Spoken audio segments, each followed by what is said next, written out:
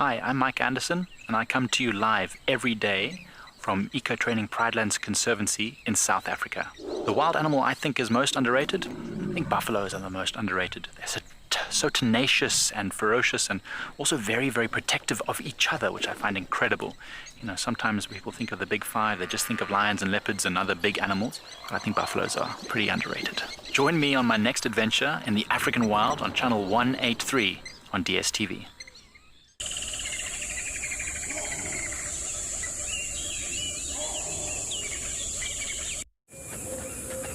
This program features live coverage of an African safari and may include animal kills and carcasses.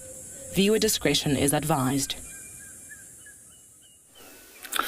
Good morning, everyone, and a warm welcome to you in the Masai Mara of Kenya. We have a very nice, beautiful sunrise. My name is Tim, and welcome aboard to your very own safari live from the African wilderness.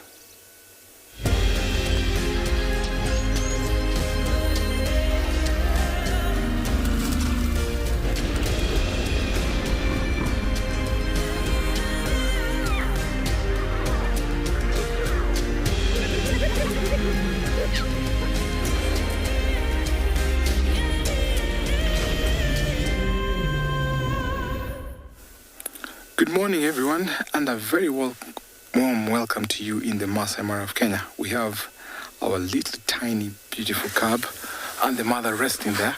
My name is Tim, and behind camera we have Big Tim. What a nice surprise this morning to wake up and driving on the road, just coming across Bahati and her mom. We have a very nice weather this morning, about 17 degrees Celsius, 62 degrees Fahrenheit. Remember, for your question and comments, please don't hesitate to send us through #WildEarth. For our young viewers, kids question at wildearth.tv, on the YouTube comment section at FC. I like how the sun is rising, slowly covering itself into the clouds. Can hear the birds chirping.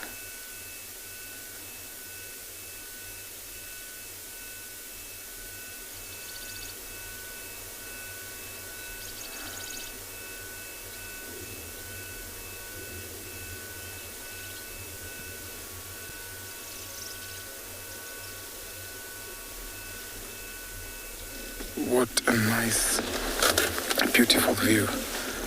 Now here on the road we have Bahati, the little lion, and her mom. Look at how she's hugging the mom.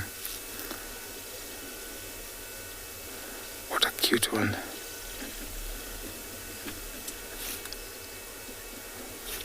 Seems like they were walking down the road and then mom decided to rest.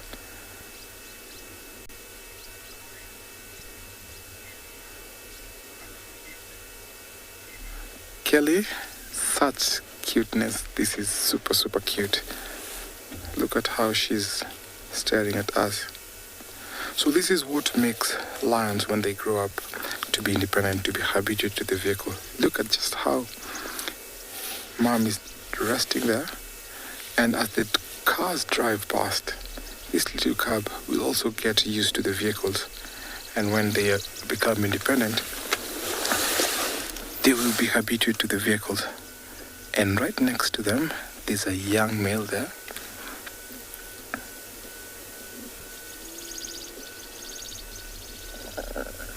He seems like a little bit sleepy, lazy this morning.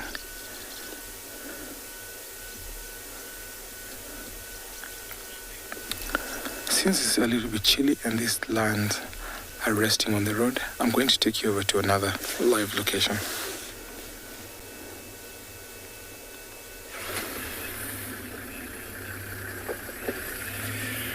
Good morning, everybody, and welcome to And Beyond Ngala. What we've got here is the Birmingham Pride, and it's been an interesting morning. We actually heard them calling from camp, and they were very close by, so it wasn't very difficult to find them. And as we were going, we found some buffalo close by, and they ended up chasing those buffalo. Now they've kind of separated. They're in the process of trying to regather and find each other all again. But anyway, welcome. My name is Dan, and behind the camera we've got OD. And this morning it looks like it's going to be a very hot day. It's been a bit chilly, but perfect weather at the moment. Nice and early in the morning for these lions to keep going, and that's exactly what I'm going to do. So stick by. I'm going to try and catch up to them again. They are definitely hunting. They haven't eaten in the past couple of days. So let's see if they can't manage to find something along the way. I mean, they're looking for bigger prey, such as buffalo. There's a big, one of the older lionesses standing on that termite mound. You see how she's having a good look around. And the lionesses, the older ones, will be coordinating the hunt. And the cubs, this morning, they were a bit all over the show. But this is super important for them to learn. You see how she's looking and listening and smelling. And it was amazing to see their attitudes change when they saw those buffalo. They kind of went into a formation. The cubs were kind of running up and down. They didn't really blow the cover, but they were very, very close. They were probably a couple of feet away from taking one of those buffalo down. But what an amazing start. Here's some hyenas calling in the distance. See how they're going into the bush. I mean, it's a nice dense area. They'll use the cover as best they can. I think this morning with the buffalo, they were kind of just moving and they came across the buffalo more than anything. So let's keep going. Let's see if I can follow them and keep up with them. This lioness is also starting to move on our left. Oh, that's a tree I'm not allowed to drive over. I'm going to go around it. Watch your heads.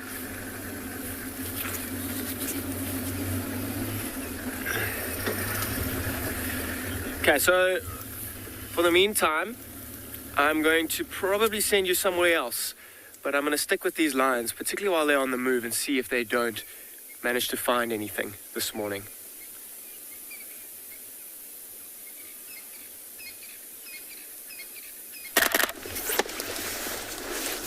Now, Mom is deciding whether to carry this little cub.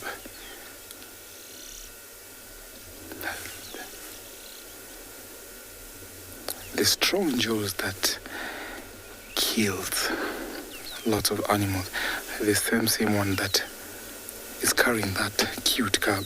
Can you imagine that?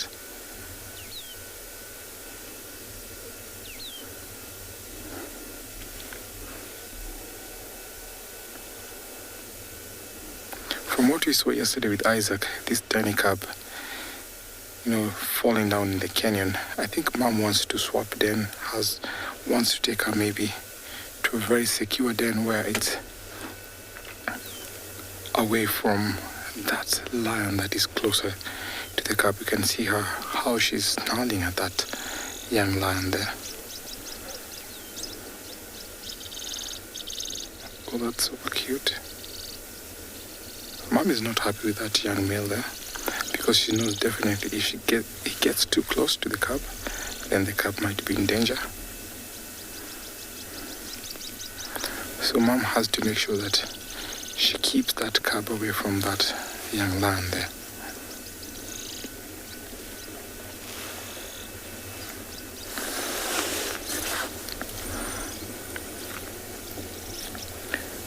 That distance means that don't get any closer to my cub. Mothers will always be protective of their little ones.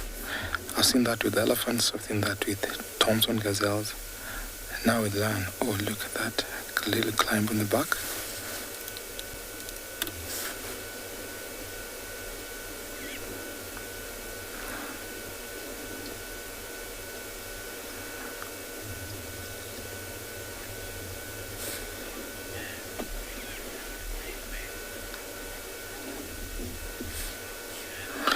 And yes, this is the same male. He was together with Olalashe, and I'm sure he's trying to get close, because normally what happens when the cubs are this small and you see the size of that male, to force that lioness into estrus, he has to kill the cub. But Mom is not going to allow that.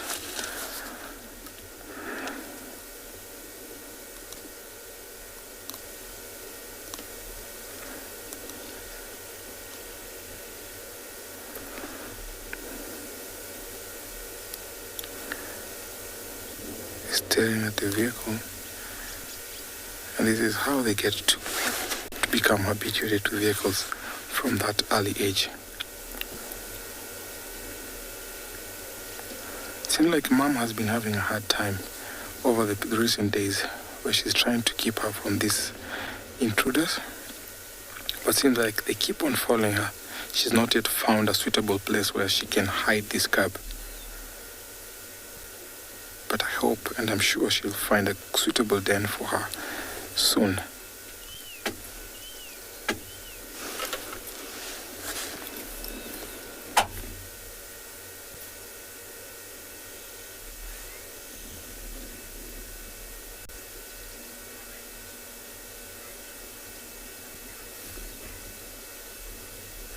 Toby, this cub is a star from when you saw her dropping down at the canyon, how mom is keep on, protecting him or her.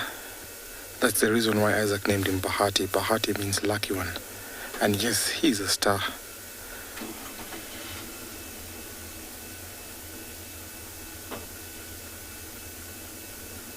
I like the way he's staring at us. Seems like, what are you guys looking at? So cute.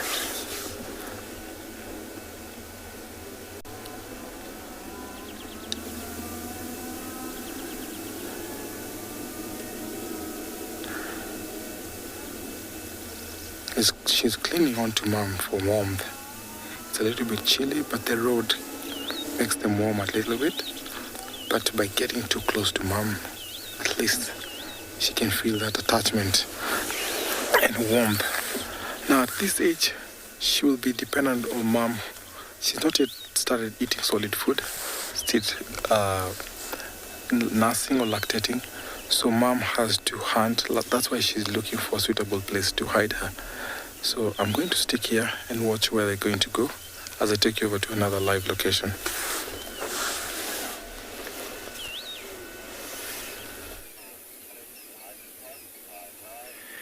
Welcome back, everybody. And have a look here. How's this for a scene? These 7 members of the Birmingham Pride have come and lay right on top of a termite mound in all their glory and showing off. How's that in the morning light? Just watching, listening, trying to see what's happening around them. Right from the top of that termite mound, they've got an incredibly good vantage point. Particularly the older lionesses. Have a look at that one on the top there. You see how she's got, looks like some blood and things. Maybe she caught something small last night on the sides of her cheeks. She hasn't even had time to clean it off yet, or get one of her other Pride members to help her clean it off. They are fastidious groomers and look after each other and themselves incredibly well. Beautiful lighting. And it was so incredible to see. I mean, watching those older lionesses moving this morning through the bush, and you could see the intent. And those 2 young lionesses that have just gone and lay next to her, the way that they were watching mom and how they were learning from her. Let me just listen. Listen, can you hear that?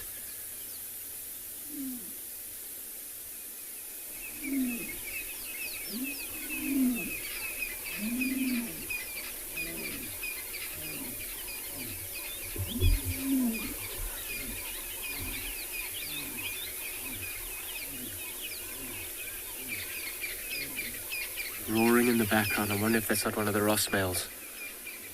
So there's, what's got their attention is some impala alarm calling. They're watching in the direction of the impala alarm calling. And if that impala alarm calling continues to go, I'm sure they'll get up and go and try and investigate. If it isn't a leopard that's maybe hunting and caught an impala, they'll be in there very quickly to steal it from that leopard. And the impalas are still alarming.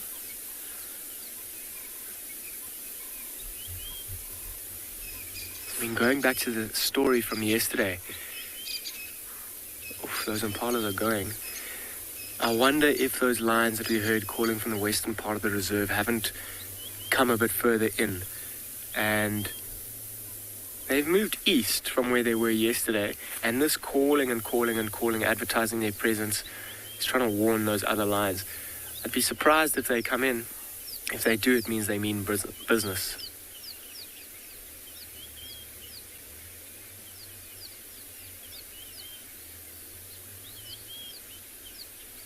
See how they poke their ears the other way? That's almost towards where the roaring has come from.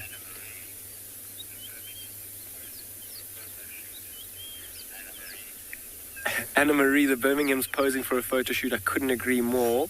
How's that right at the top of the termite mound? Really are posing.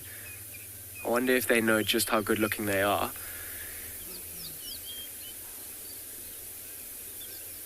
And how's it for a scene? I mean, it's 5:45 in the morning. Sun has just come up. Beautiful lighting. Nice and cool in the morning. I really don't think they know just how good looking they are.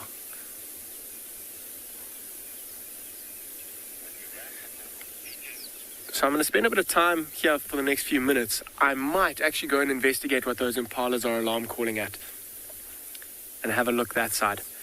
But I'll send you somewhere else in the meantime.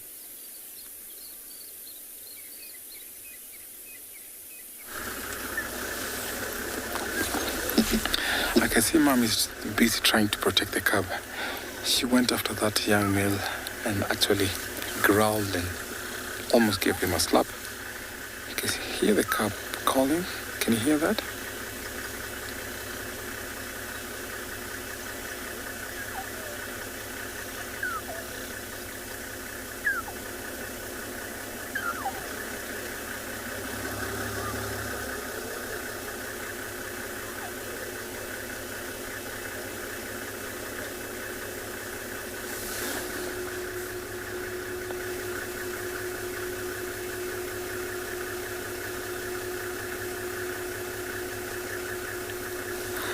Painted Wolf, I'm not sure where Bahati's father is, but seems like he went or moved off to another pride area, and I'm not even sure who the male lion that fathered that cub is, but we'll be happy to know.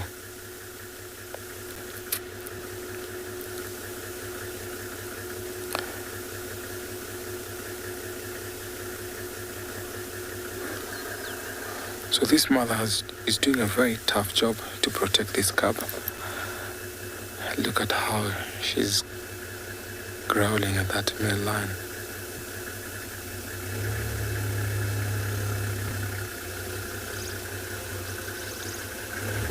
Lionesses can be super aggressive whenever they have little cubs, and nothing that comes their way can ever stop her from protecting their cubs.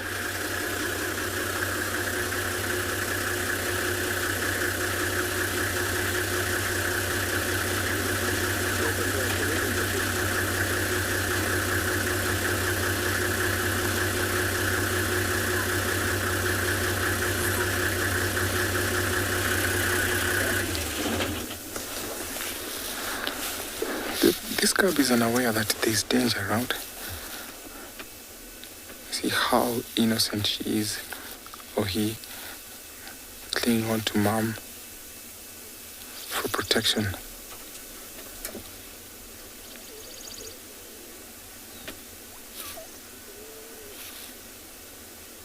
So the rest of the pride, I don't know where they are, but if they get a little bit closer to here, they can also assist Mom to push off that male away.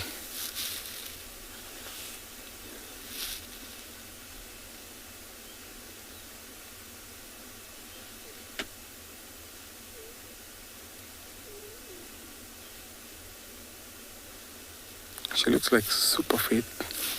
Looks like Mom has been nursing her for a very good time. You can see how healthy that cub looks. But she's desperately calling for Mom to nurse her. It seems like Mom needs to take her to a den and maybe go out to hunt. Because when lionesses have cubs this size, they have to hunt on a regular basis. Because this young cub is totally dependent on mother's milk at the moment.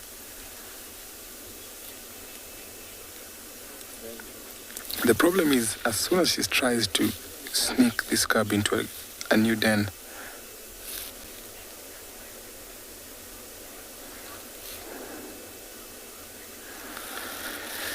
Victor, thank you so much for your question. The lion survival rate in the wild is about, I'll say 7%, because you find that most cubs will die before they get to about 2 years.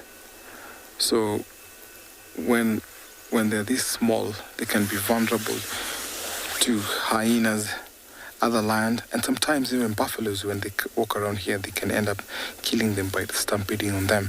So the mortality rate of cubs is so high when they're at this age, before they get to independence, which is about 2 years old.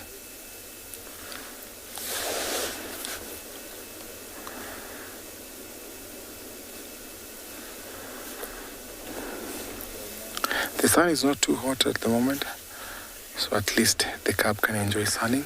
And normally this is the best time that lions will bring out their cubs, and late afternoon as the sun is setting.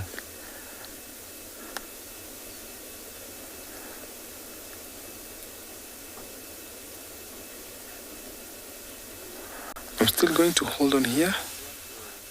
This cub looks so cute, and I would really want to know where she will take the cub, whether to a new den or to the old den, as I take you over to another live location.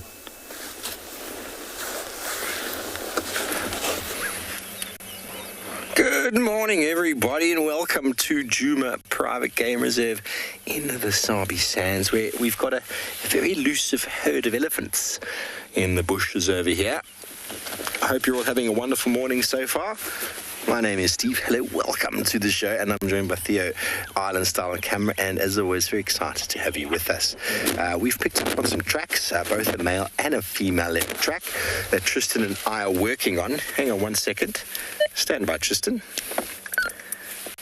Tristan's following a male, I was following a female, and we found a herd of elephants.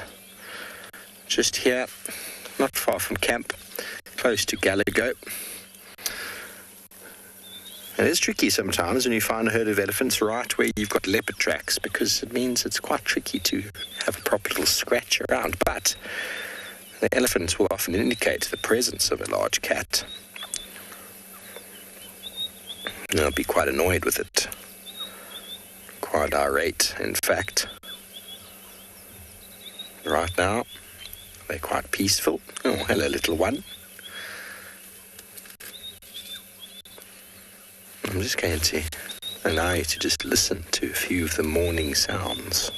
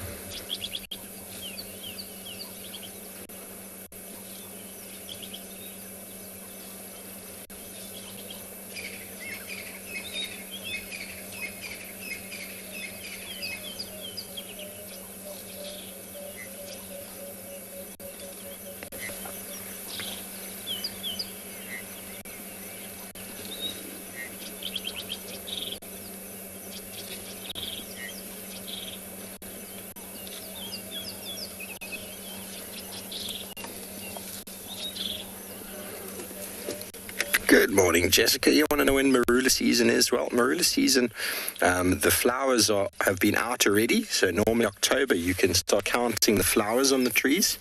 November, you start to see the fruits, and December, the fruits start to fill. And normally January, middle to late January, marulas are ripe and ready to be eaten. We've had quite a bit of rain, so it might actually happen a little bit earlier this year, maybe earlier January. Got some elephants in front as well, Theo. They're going to pop out in a moment. But it is that time of year when the elephants are going to go a little bit crazy for marulas. But right now, what they're doing is they're feeding almost exclusively on the wet, delicious, nutrient-rich grasses that are covering the ground at the moment.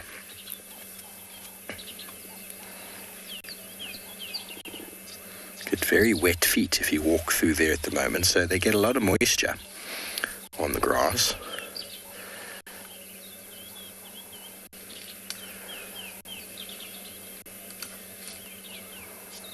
The marula season is a wonderful time of year.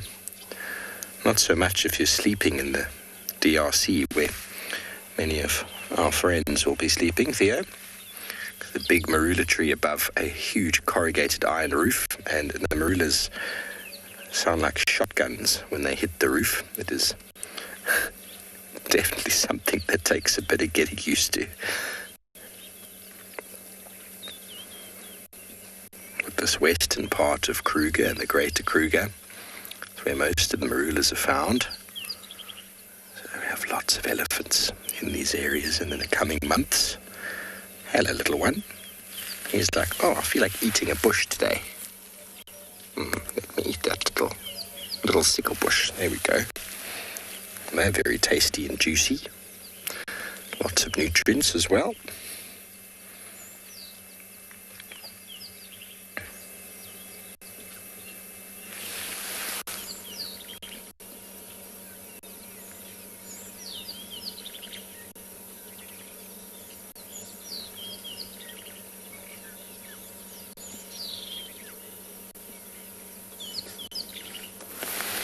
That sickle bush has got no chance.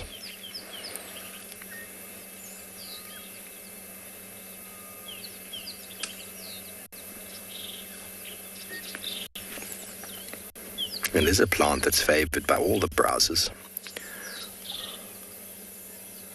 It's a very abundant plant as well. But that fellow is really going to struggle to get by in life when it gets fed upon like that.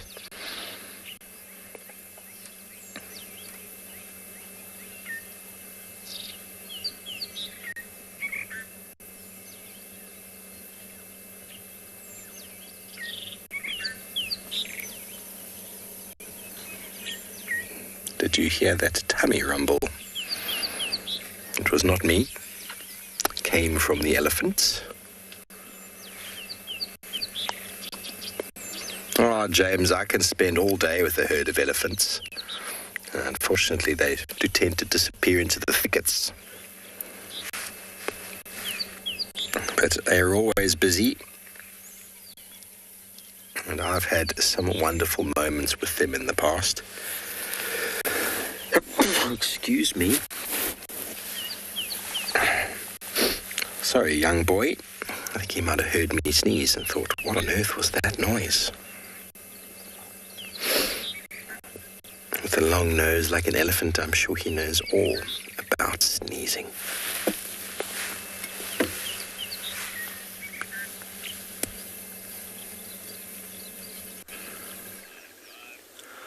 Good morning, everyone. Welcome to and Beyond Phinda Private Game Reserve. And this morning, we have first off found ourselves a herd of buffalo grazing just very early in the morning.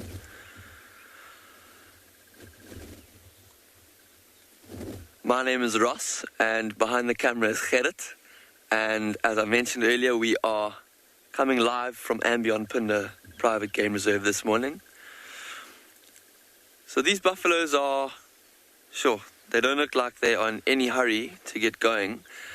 If you have a look around, some of the individuals in this herd are actually still lying down.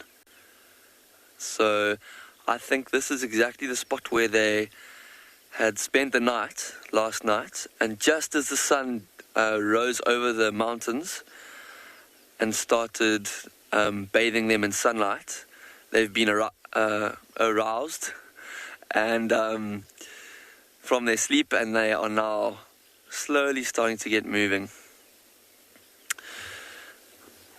See, these ones are actually starting to slowly move off in the direction to our right.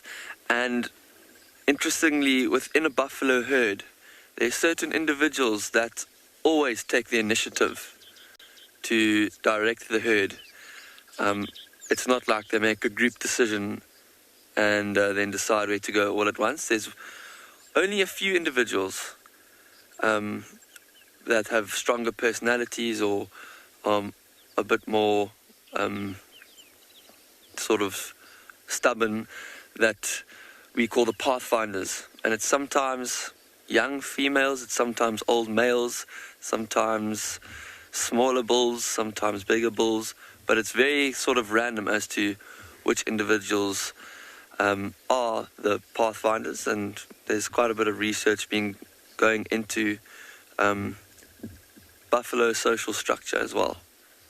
We don't know a lot about it, even though you think we kind of would, having been such easy animals to find and research.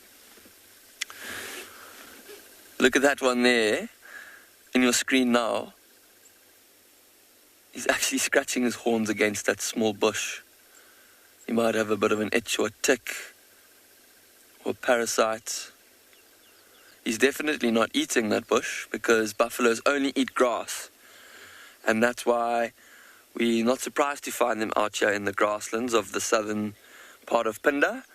They only eat grass, and so there's lots of food for them here in this area. So our plan today is to search the grasslands of the south of Phinda for cheetah and lion. We haven't been able to find cheetah for a couple of days, except for last night where we got very lucky with a mother and 2 cubs, if any of you are watching. So we're going to send you off to another location and see what we can find.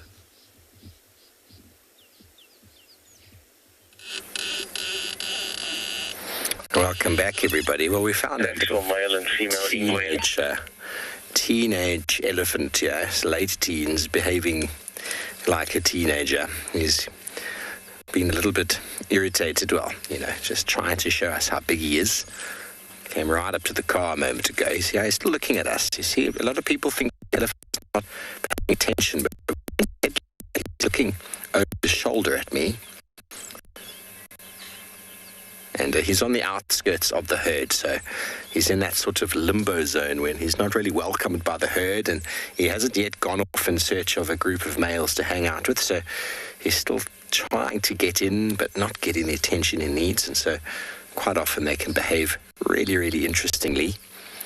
He gave us a small little movement towards the car, a bit of a shake of the head, and then he put his foot up on a branch just next to us, which is quite cool. But we didn't respond to it. We didn't react and run away. And so he thought, oh no, these guys are more confident than I am. And then he started getting all shy and then started going feeding and then go and hide in the bush. It's classic young elephant bull behavior. It's always really wonderful to be able to see it happening.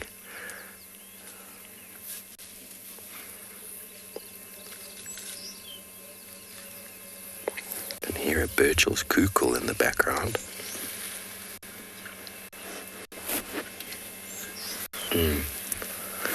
So you're getting those comms. Sorry, I'm only getting a broken up radio there, Jared. I'm not getting your comms. I'm sorry about that. Just going to roll forward, see if we can get another view of him. I can roll without starting. It's always nice. No.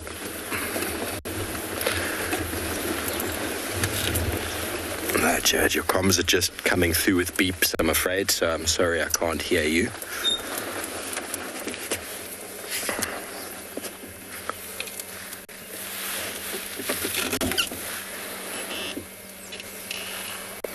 He's trying to say, is it true, something about elephants? See his tail? Can you see how his tail is up? That's a classic sign of irritation. Although I think he might, he's scratching right now. He's got his belly on something. What are you scratching? Maybe I can go forward a bit. You might get him. What are you scratching on there, buddy? Oh, yeah, that little branch. There we go. A couple other boys hanging out with him here. Here comes his friend to say, why are you being so funny, young boy? Let me push you around. You see, 2 bulls, same age. Really, really nice to spend time with them. You can really interpret enormous amounts of their behavior if you just spend time with them and watch the dynamics, watch how they turn and watch how very small gestures are followed by movements. You saw how this one that just arrived moved towards the other one and he moved away. A sign of submission in elephants is to turn one's shoulder. So if you see a big elephant coming towards another elephant, a sign of submission is to just turn around and show the shoulder.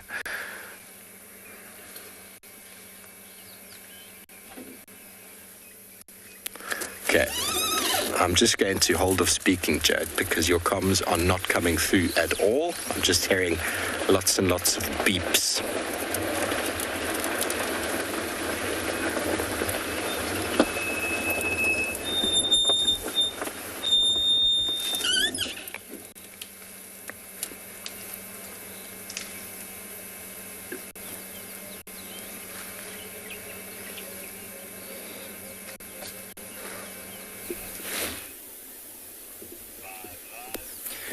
Welcome back to and Beyond Ngala, and have a look at what's just joined up with the rest of the pride is these two little cubs. Their mother, who they are currently suckling from, was very involved in the hunt this morning, and they were just playing catch up. Look how wet it is. Did you see how wet that little one was? The young white male just stood up. He's interested in some francolins that are shouting to our right-hand side, and even just behind this white male is the young Birmingham male who's joined up again. Interesting to see him so close to the Ross males. Once the Ross males came in, he was super submissive. He kind of lay down, flattened his ears. And there's that Ross male. Look how close they are. He knows. Oh, everybody is getting up and moving again. There gets them. Oh, watch the male. Look how submissive he's being. The Ross male's coming in. Look how he's lying down. Little standoff. He's been gone for the past couple of days from the pride. And now that he's joined up again, he better be very careful. You see how he wanted to get up and follow the rest of the pride, but as he did, the Ross male kind of walked in and forced him to be submissive. You see how his head's shrunk right low, showing submission to the Ross male, saying, "You're the boss here. I'm not here to interfere with anything that you're doing. So please leave me alone." So let's just stick a moment here, see what happens. The rest of the pride have got up and left. If the Ross male gets up and follows them, that might give this young male a chance to follow as well. However, that Ross male seems like he's got the Birmingham young male right in his sights, not taking his eyes off of him. And if he decides to move, the Ross male might do something.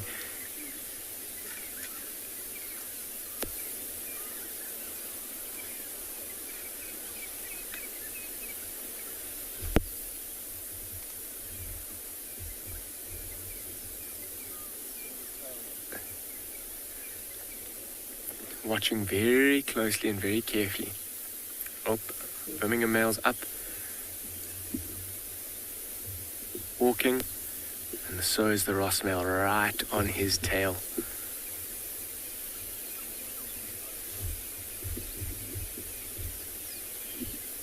Oh, look at that. Turn around saying,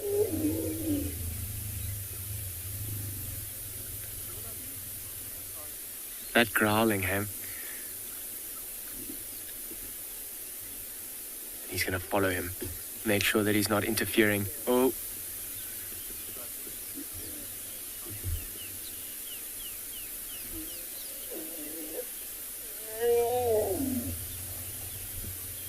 Interesting little standoff. You see, they're going to try and both of them are going to try and avoid a conflict. That Birmingham young male really doesn't want one. However, he is getting incredibly big.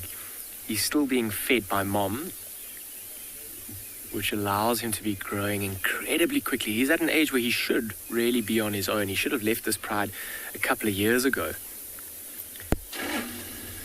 But because he hasn't, he's been getting extra food and he's been getting big, and that Ross male knows that. Okay, I'm going to try and loop around here quickly. Let's see if we can maybe catch up to them. They're not far away from another road, which makes our job a little bit easier in terms of looping around. So just hang with us for a moment. Let's see where they're going. Still nice and cool. It is going to be warming up very quickly.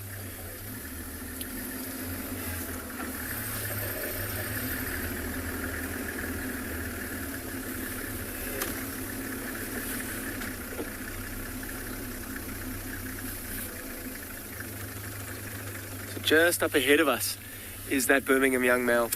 He's watching that Ross male very carefully. And that Ross male is not letting him get more than 4 or 5 meters ahead of him without intimidating him into submission.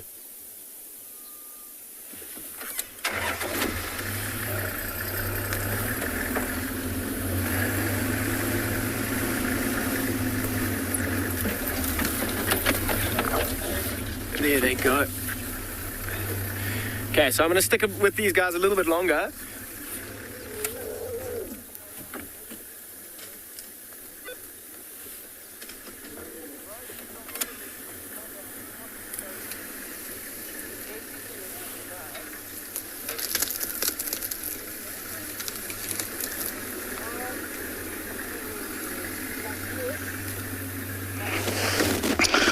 Jumbo everyone, another wonderful morning, and I have some beautiful grey-crested cranes.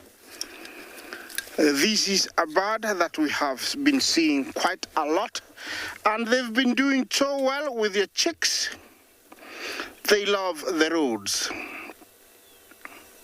Very busy either picking some rocks or some stuff. A very good morning. My name is Isaac, and on camera we have Bungay. Our mission is to look for lions here around the marsh, and maybe some elephants and any other thing that comes our way. And it is so beautiful. The sun is just warming up, lots of dew, and I think that's why the grey-crested cranes want to be on the road, and they're crossing the road. This is a bird that can be very vocal when it wants to, but mostly it is very silent. Their chicks, looks like mommy was feeding the little chick, or daddy, could be one of them. They feed on little insects, plants, little, vertebrates, and reptiles. Here they are feeding on seeds. And these two could be around 2 months, 2.5, because they're fully fledged at around 3 months. They lay 2 to 5 eggs that are almost very dirty brown in a nice nest that is constructed of twigs, reeds, and grass, in a swamp, and takes about 30 days or almost a month for the incubation of the eggs. Remember I told you about their eggs, they are precocial, which means when they hatch, they are on their feet as soon as possible, because they need to be up and moving, otherwise they'll get eaten by small reptiles like monitor lizard, snakes. So they have to be moving. And these guys will live very long, up to around 22 years. You might wonder how, they pair for life and how they find each other. They have a big ceremony.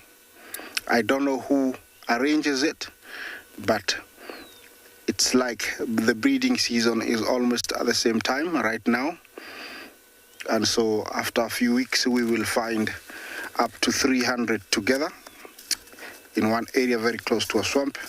Usually it's very colorful. There's lots of dancing and calling. And when the ceremony is over, everybody flies out in couples. They spend a lot of their time on the ground doing what they're doing right now, feeding. Looks like they want to elude me, so I'm gonna drive slightly closer to them. Oh, did you see how they flew up? So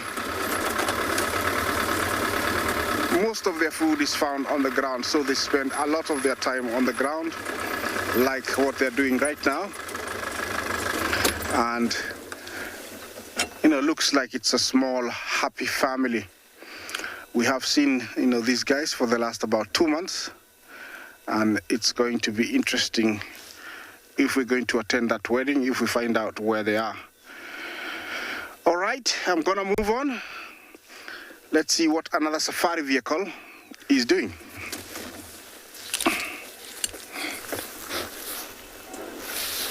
Nothing has happened much, but seems like she's just changed position from the right side of the road to the left side of the road. But the young lion is still following this and steering this little cub. So mom is doing a busy job watching over I saw as she tried to maybe to lift her, but seems like mom is afraid to do that, because once she does that, that lion can come and attack. So look at her, she's watching over that little cub, feeling like a little bit of sleepiness in herself. The little cub is so much relaxed, unaware or oblivious of the danger that is looming around her.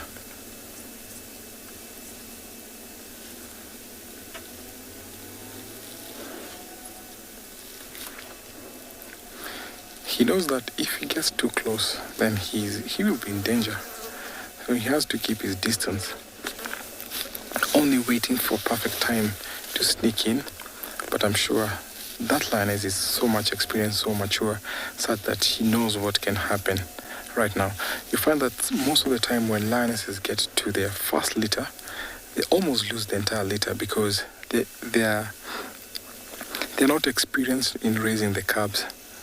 They've never witnessed such a thing. So you find that in lions, the first litter, sometimes they always die, or maybe one of them survives. A litter might consist of about 3 little cubs, but sometimes we see one. I remember there's a time when I saw 4 little cubs, and that was about 2 years ago. So it's always nice when you come across little cubs and see their mothers raising them to winning, and of course to independence.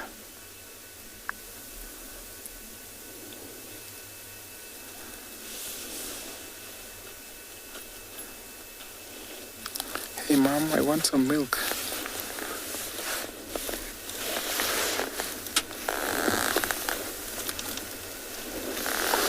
Mom is not relaxed, so she can't really nurse her at the moment because of that young male that is around here. But I'm sure if he gets to a den, mom will be more than comfortable to nurse her.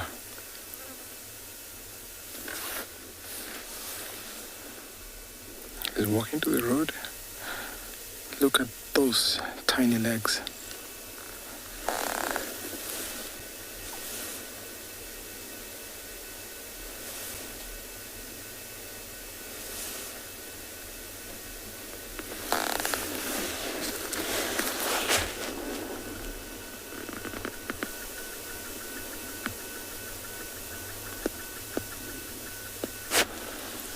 Don't go there. So mom is following closely. Hey, come back. Come back.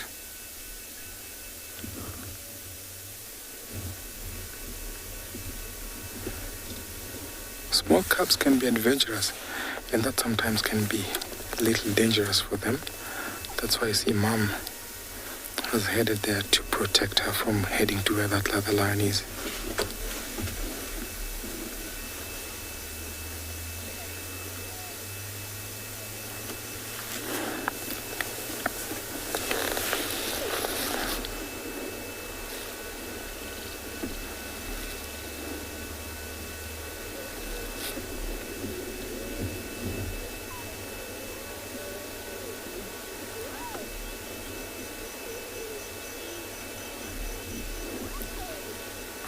The problem is mom wants to move this little cub to a safe place, but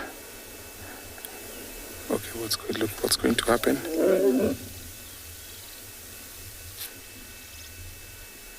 So that male has shown submission.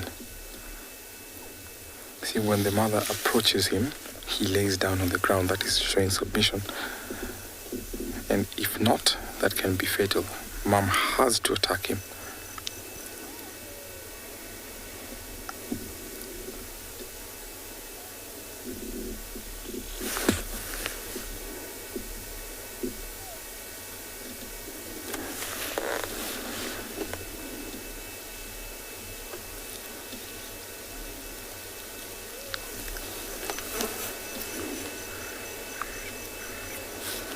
So mom has to stay guard until he leaves this area. But not quite sure if he's going to leave yet. So I'm still going to wait here and watch what's going to unfold. But I hope mom is going to take her to a very secure den.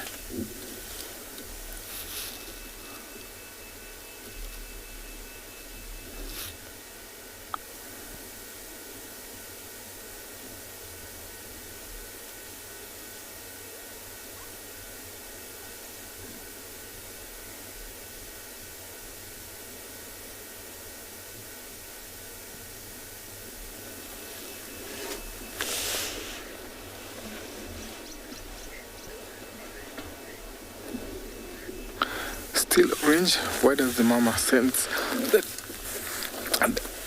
or the cub sense that the mother is upset? See, at this age, that little cub is still innocent. It's not even aware of what's going on. The only thing that cub wants to do is to be adventurous. You saw from when she was lying on the road, she tried to cross over to the other side, oblivious of the danger. So the only thing that this cub knows is to drink milk to get full. So she's not yet picked, he or she has not yet picked that instinct of there's danger looming around or where the mother is upset.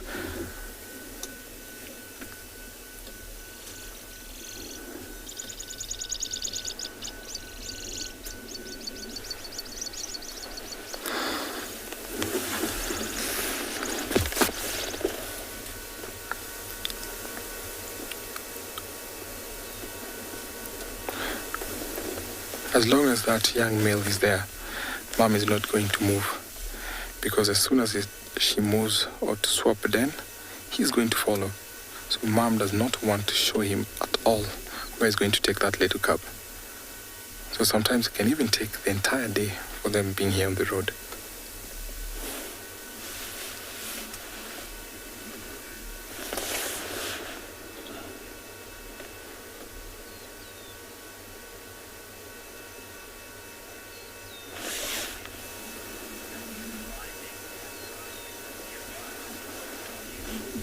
Jenny, thank you so much for your question.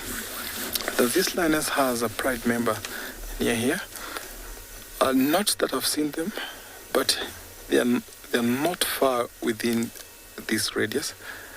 The last time I saw them was with Isaac, when he was watching that big male with these other lionesses trying to get closer.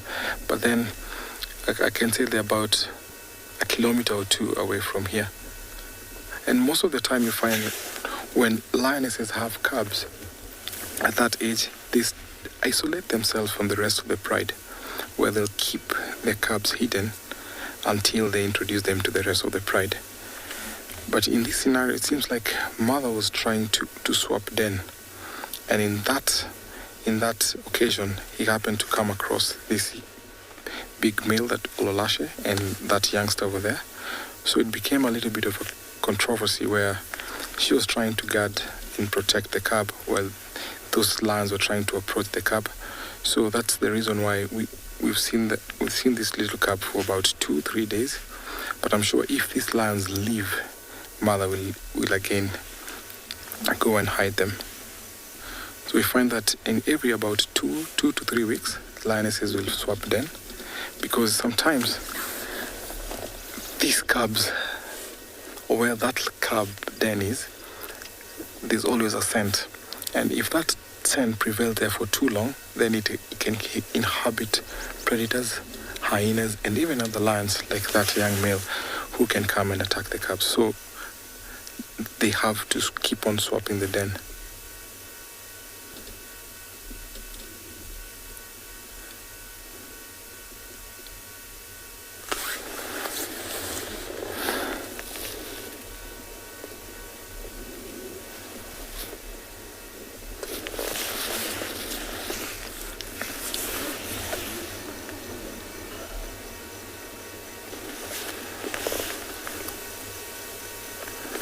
For those ones who are joining us now, we just have a tiny cub here. Isaac named him Bahati. The reason why he was named Bahati is because he fell on a canyon and was lucky to have survived and lucky to have gone out of that canyon. So Bahati is Swahili name for lucky one. So I'm going to still hang around here as I take you over to another live location.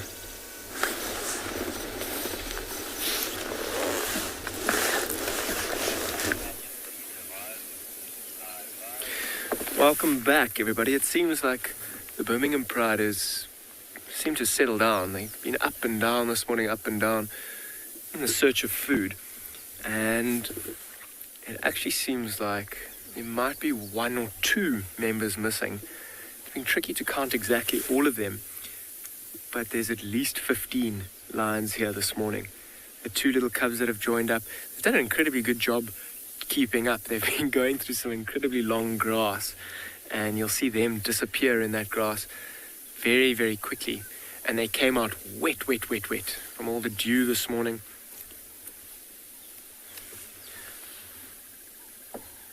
Both Ross males are here, the Birmingham young males here as well. And it was interesting to see that little tussle between the Ross male and the Birmingham young male. Can't see him at the moment,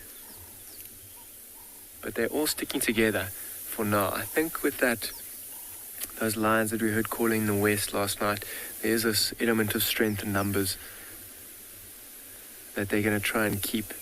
They do need to eat though. They haven't eaten in a few days.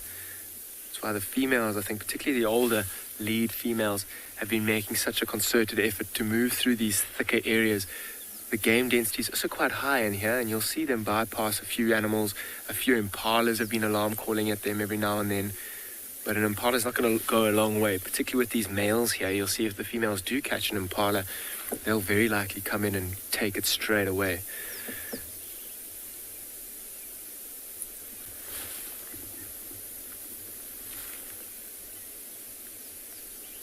They've picked a spot. It's not over shady here, so that suggests to me that they may be up and moving again. Not so much time.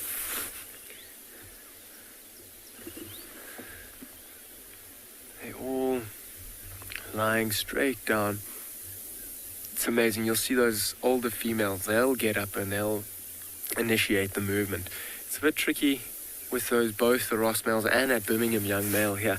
They'll have to take something very big down for everybody to get a meal this morning. That's why that buffalo that they were chasing this morning would have been perfect. Unfortunately, they didn't get quite so lucky. Look at that little one. I mean, that white lioness is busy licking and cleaning.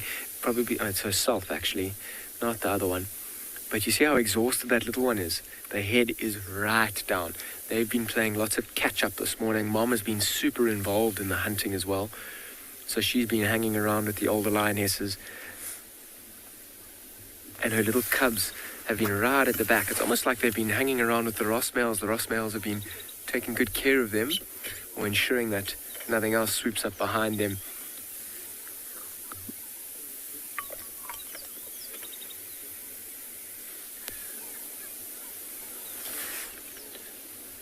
Oh, up she gets.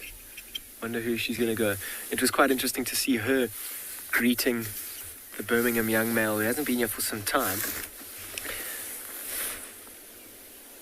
How she glows in the light. It's quite amazing, isn't it?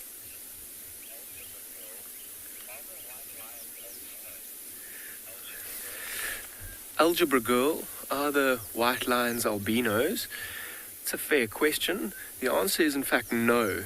They are not albino. They are actually, it's a recessive gene, which the Birmingham Pride, I mean, you can see most of them are tawny coloured or normal coloured lions, whereas there are two white lions that are moving around. And that means that the Birmingham Pride has got the gene, the recessive gene, somewhere along the genetic line, and the Ross males have also got the genetic recessive gene in their genetic line. And when those two recessive genes join up, they will produce a white lion. So it is not albinism, it is in fact a recessive gene. Humans have blue eyes and brown eyes to try and make this a little bit easier for you, with blue eyes being a recessive gene. So if two people with blue eyes have a child, they're very likely going to have a blue-eyed child. But if you have a brown-eyed person and a blue-eyed person having a child, it will very likely be a brown eye, because the brown eye is dominant over the blue eye, if that makes any sense to you. It's a genetic discussion that we can go into some serious detail about, but it can be quite complicated.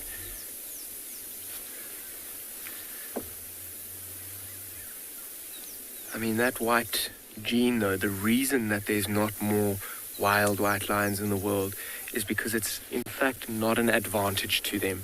And over thousands and thousands of years, this white gene has pretty much been wiped out because of the disadvantage that it provides.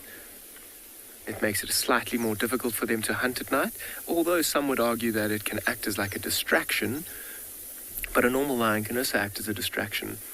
They'll glow almost in the evenings, and particularly when they're cubs, it is a disadvantage. When they are cubs, they are super vulnerable to predation, particularly when mom is away hunting. She'll leave them in a thicker area, maybe, well, in this case it was the riverbed, where the density of trees and bushes is very thick, well hidden in there. But when they're very small, anything from a bird to a snake to a hyena to another lion can take them out. And when they are white, they stand out quite a lot more than their siblings, putting them at that disadvantage.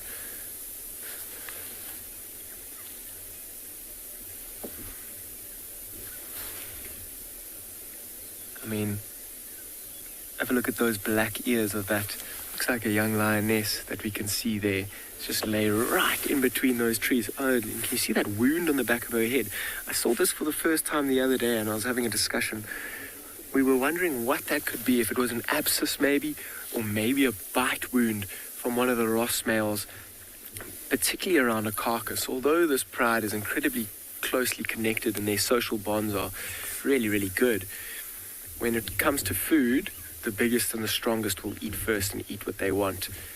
And if one of these younger ones kind of push their way into an area that one of the big males are not enjoying or that they prefer, they will aggressively push them away with a big slap with one of those big front paws, or potentially even a bite. So I wonder if one of those male's canines didn't go into its head, creating that big wound. It seems that it's doing all right. I mean, I didn't watch it happen, but with that, one of this one's sisters, I think it was a sister, around a carcass, one of those Ross males actually unintentionally ended up killing one of the cubs that got a little bit too close.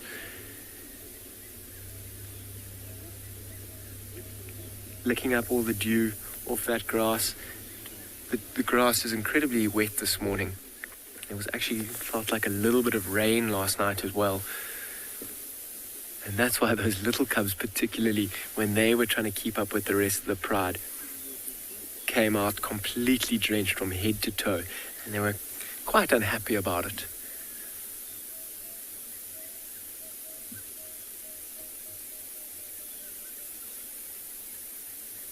Taking all the moisture off of that grass.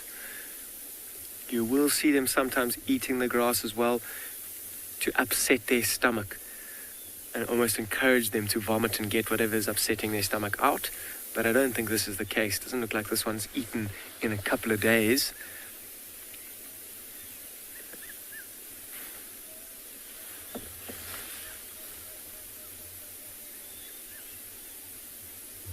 It is starting to warm up already. I wonder if they won't get up and move around again. So I'm going to try and do another loop around here, try and count how many members are here particularly. But if they continue to stay down like this, I think I may continue, maybe try and follow up on those impalas that were alarm calling earlier.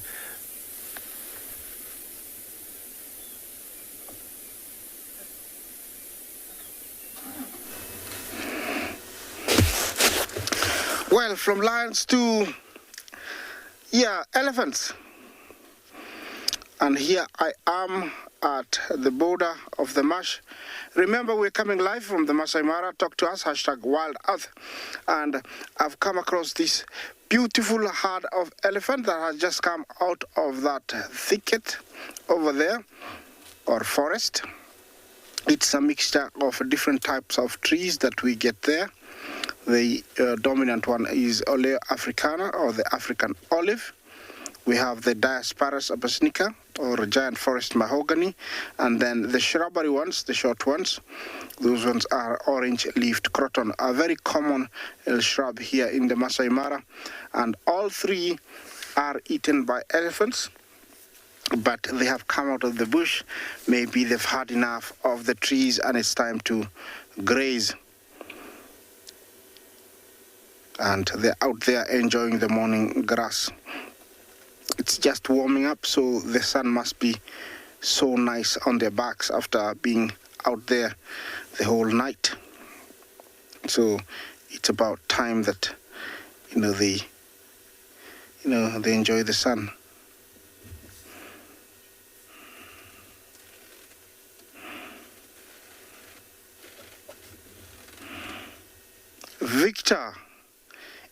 true that elephants are drama queens. I don't know what you mean with that. Well, you know, if provoked, they can cause a drama.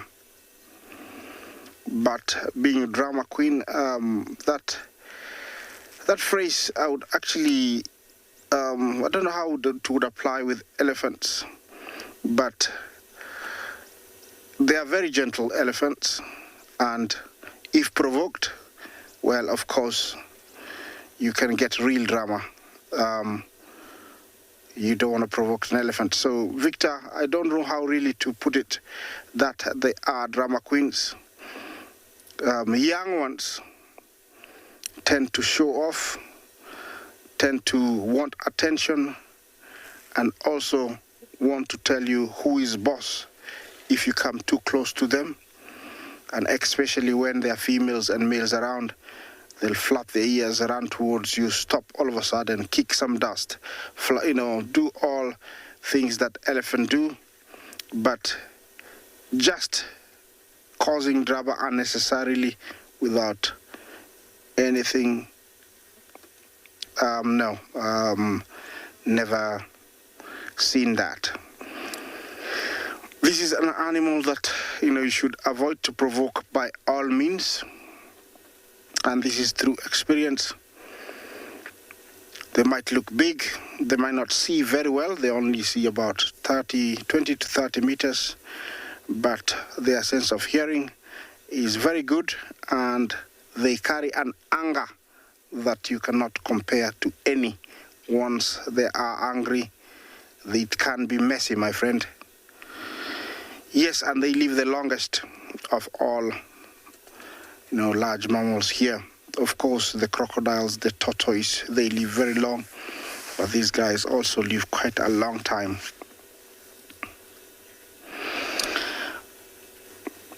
Well, my director just told me that all you guys are inquiring about Jasiri.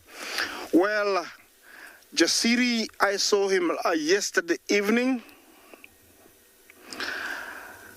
His swelling is not, it has subsided drastically.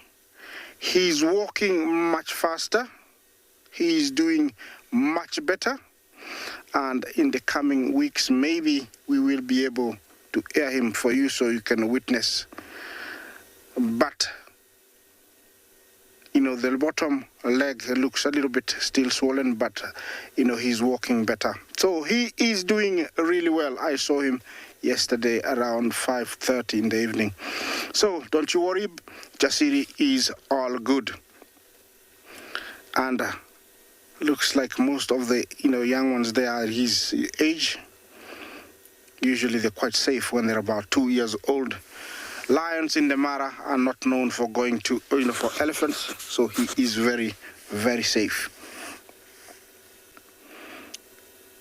The grass there must be very delicious, because you can tell those guys are really, really serious.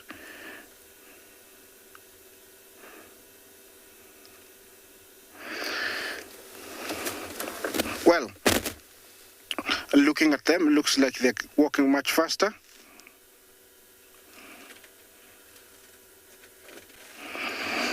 Chris Jumbo, how far can elephants travel? It differs from one area to the other. Here, they don't need to go very far unless they need to. But here, it's very short distances of maybe 5 kilometers every day, compared to other areas like the Kalahari, where the water in Namibia and in Chad, in West Africa, a few countries where the water is very far. Elephants have been known to travel up to 200 kilometers in a night. So they can travel depending on the needs. What really makes them, travel long distances is water.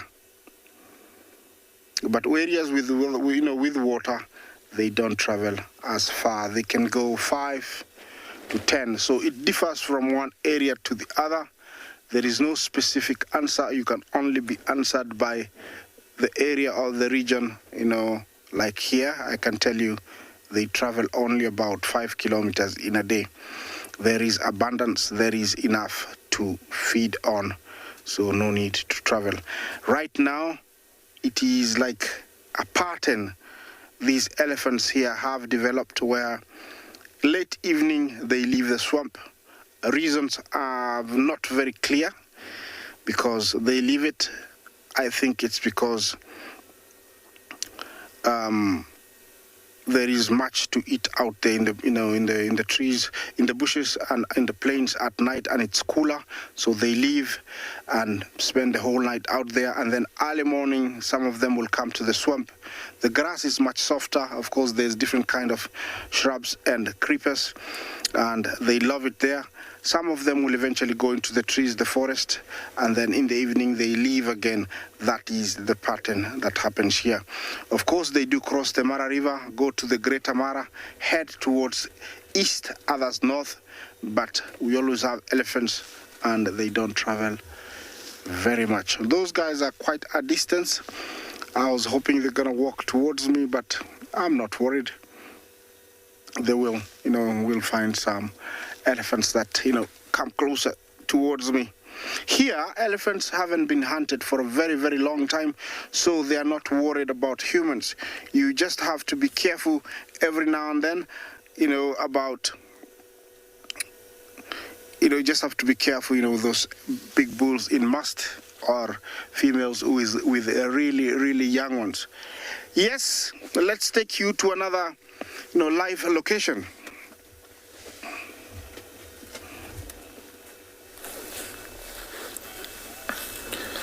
Female animals with babies can be dangerous, and that is the reason why we're here watching this lioness as she's protecting her tiny cub. Now the cub moved closer to the young male lion here, but then mom stepped in. So we've not got too close to see what's happening there, but it seemed like she's still keeping him at the bay.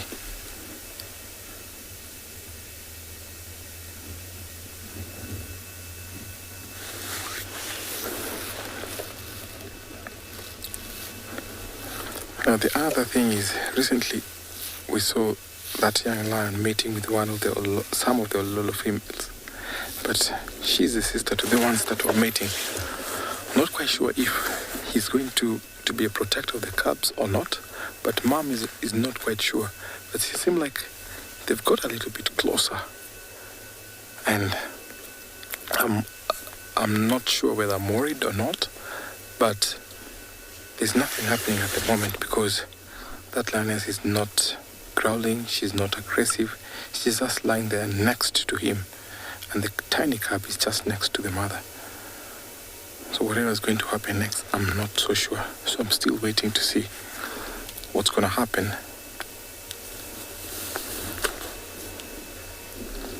A little while ago, I had some lions roar. Could be that was a contact call. They're trying to locate the other rest of the pride, but she did not respond to that. Oh, what scooped her?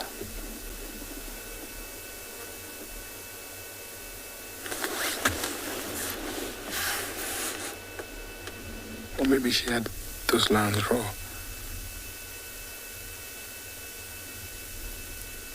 The only distance us humans can hear lions roar is about 7.5 to 8 kilometers away, but lions can hear even farther from that, about 12 or 13 kilometers away. So if those lions are farther away, she could hear that.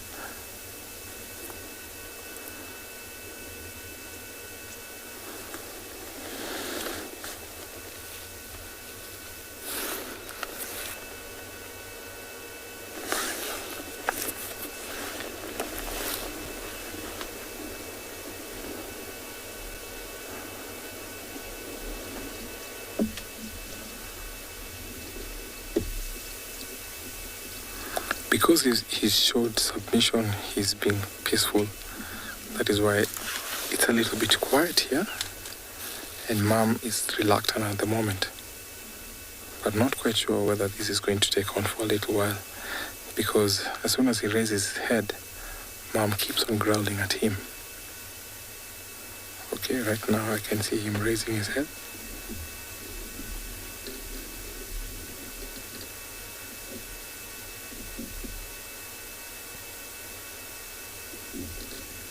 He's yawning.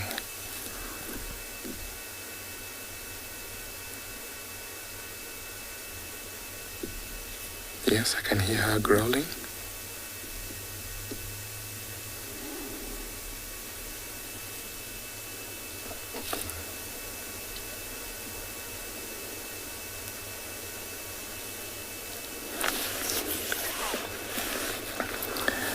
I'm still going to wait here because I want to really know what's going to happen when this cub either is going to be taken to a new den or this male is going to walk away. As I take you over to another live location.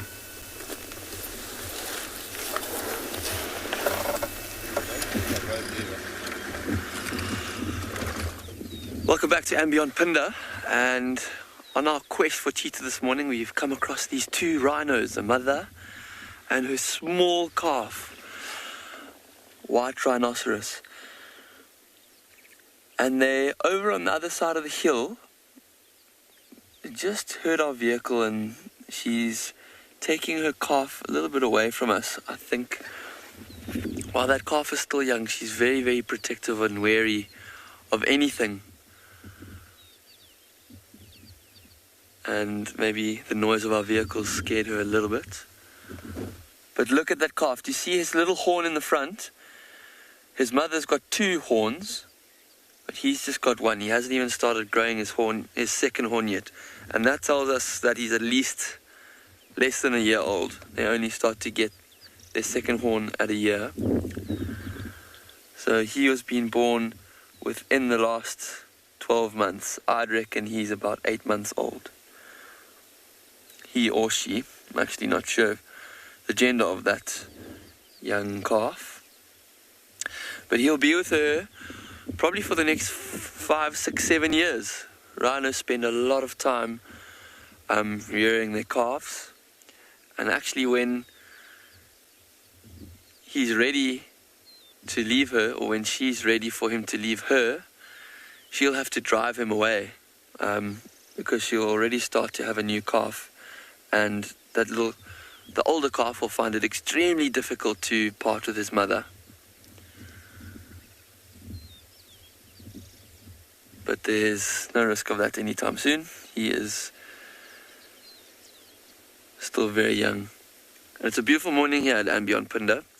I don't know if you can hear, there's lots of bird activity, especially in this dry riverbed. There's lots of trees that are fruiting and flowering at the moment after our recent rains. And you can see the grass is lush and green as well, which these white rhino are capitalizing on and grazing on. That youngster won't be grazing yet. He's still suckling from his mother, so she's going to be doing all the grazing, and he's just tagging along with her for the meantime until he starts to get weaned and starts to eat grass himself.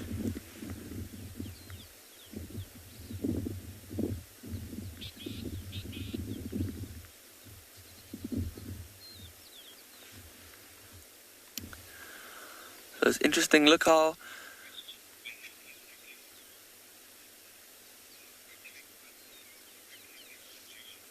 Alright, we're going to send you off to something exciting happening at Djuma. We'll see you soon. Just keep the hyena.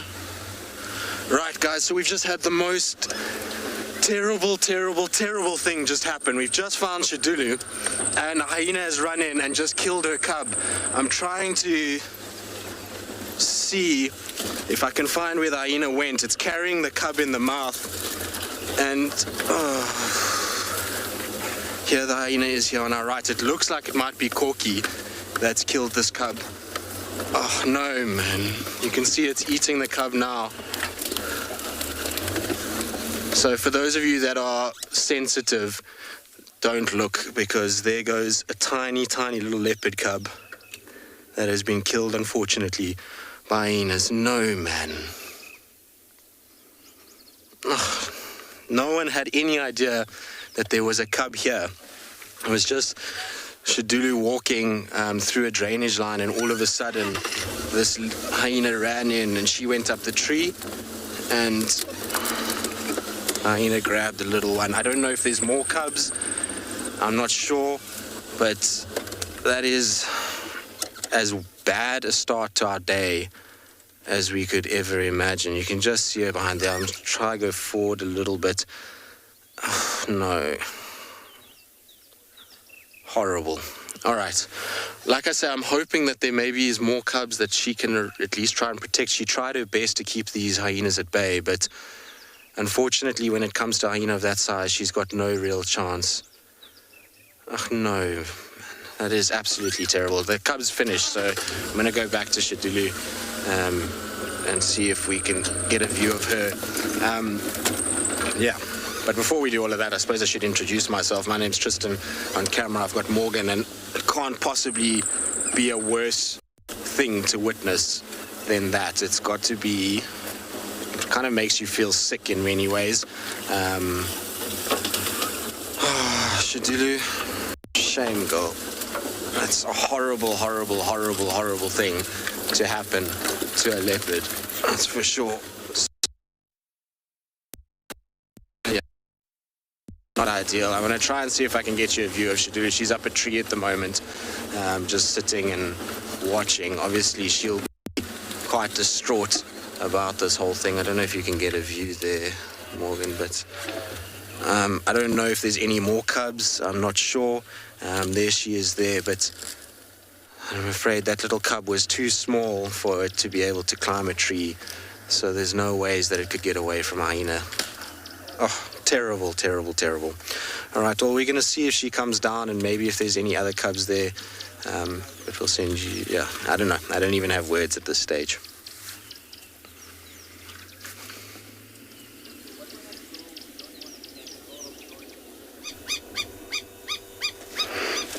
Well, in the middle of the plains never disappoint. Look who is here. A lone hippo. He just came out of a very small puddle of water. I could not believe. And this is why they are so dangerous, the hippos. Because they can appear out of the blue during the night. They will be grazing. If they find water, they'll submerge themselves.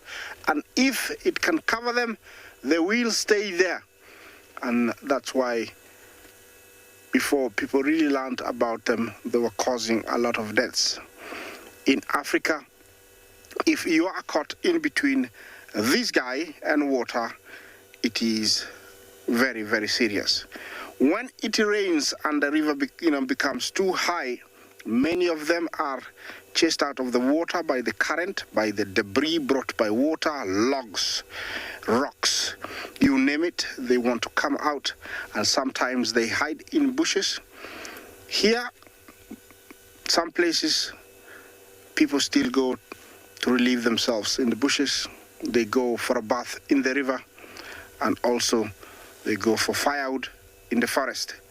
And while doing these activities, they might meet a hippo, and this guy might weigh 1,500 for males and around 1,800 to 2,000 kilos for females, but they can run very fast, my friend, 30 kilometers an hour, and can turn very, very fast. Those short, stumpy legs can move. The eyesight, hearing, and smell is very, very good. I don't know what he's deciding on me now. He's turning. Look at that face.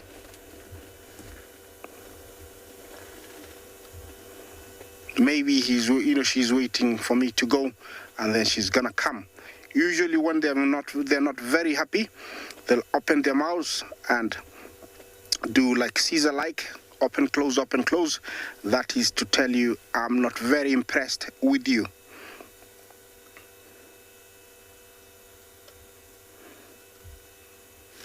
Thank you for turning around so we can see your face.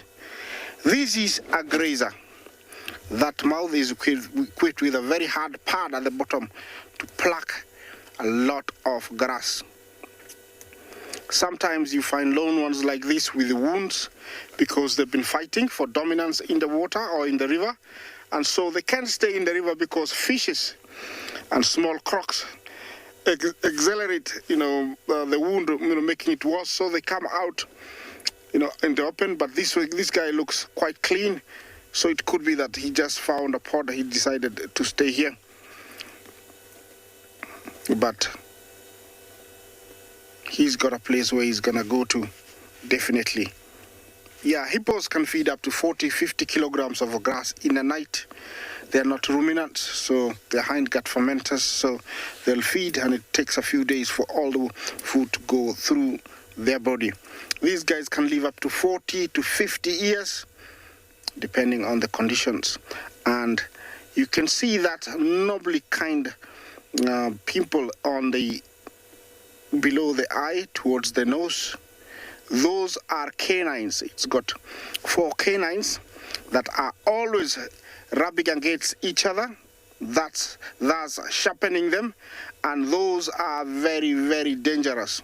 They have an 150-degree gap, and so anything can go through their mouth. Most animals, they have been known to chomp, crocodiles in two. Never seen that, but I have seen a crocodile killed by hippo because those canines go through the crocodile skin like a pin that just break through.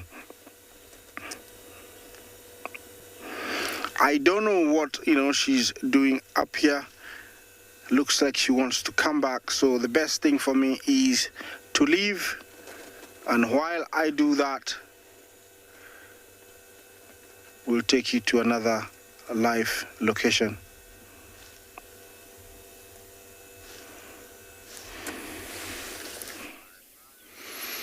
Well, we wish that the hyenas would leave Shidulu alone, but they're not. They're still hanging around. They're right at the base of where she is, and I can hear another cub calling in here. So there's still one that is, at least one that is alive.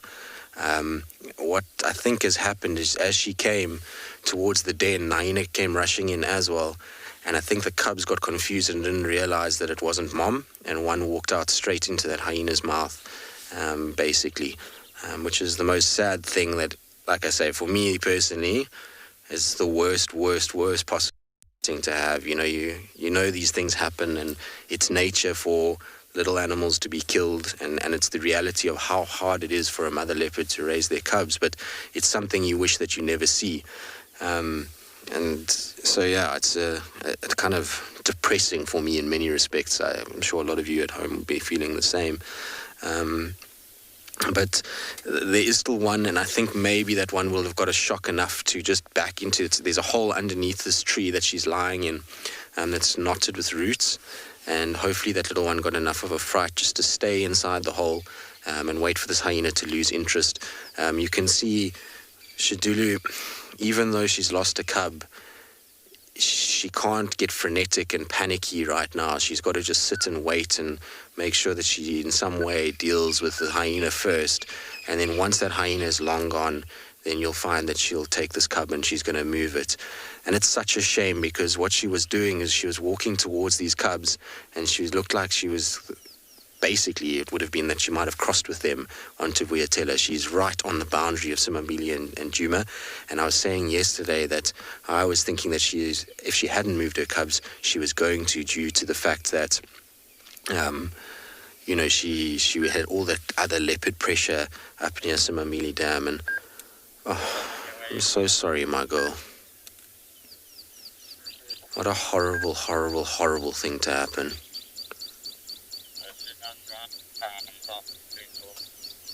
But like I say, I could still hear a cub calling, and so I'm wondering if maybe, just maybe, it's there. I think she's going to go to where this hyena ate the cub to try and see if she can find it quickly.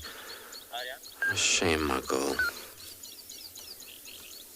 It really, really, really is, like I say, one of the worst things one could ever see. And that cub had no chance. Obviously, it's as soon as the hyena grabs it, that's the end of that. All right, we're going to follow her, see what she gets up to. If she comes back to this area, we're going to leave her because we don't want to disturb the den too much.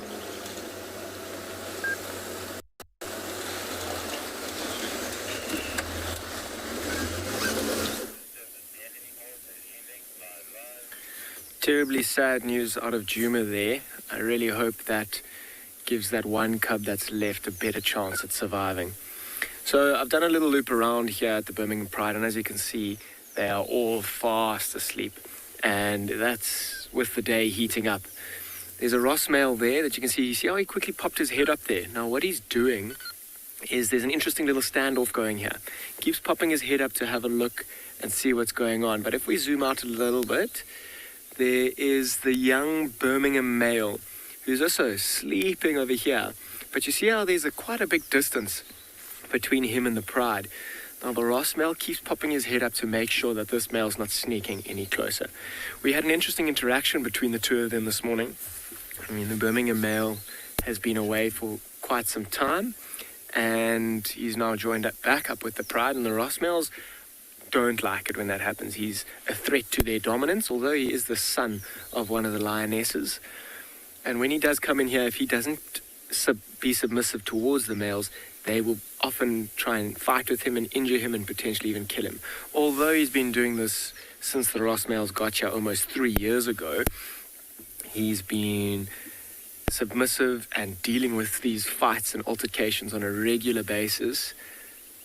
So this was no new story for him this morning, but still, it's always interesting. I mean, the Ross males at one point had injured him so badly he could not move for about a week. Didn't eat or drink, and we all thought he was going to die. But lions are incredibly good at recovering from injuries. Sometimes you think they are goners, and they will just somehow appear one day, or you think they've disappeared and died, and then a couple of weeks later or a few months later they reappear. How? I'm not 100% sure, but it is amazing. I mean, the day has heated up incredibly so, and these lions are they found quite a nice shady spot. There's lots of shade around as well, water not too far by, or not too far away rather. And you'll see if any animals come to drink, they'll very likely walk past here. Why are lions not solitary like other cats, Victor? I think one of the reasons for that is they are big and strong, and one of the benefits of living in a group like this is you have the benefit of having lots of numbers to bring down bigger prey. And it is strange, they're pretty much the only social and gregarious cat around. And one of the benefits, an evolutionary advantage that they've developed over thousands and thousands of years, is using this teamwork to bring down bigger prey. So that's why they have these groups, and also so they can have larger territories and that they can be dominant over those territories. Having lots of members makes it much easier to do so.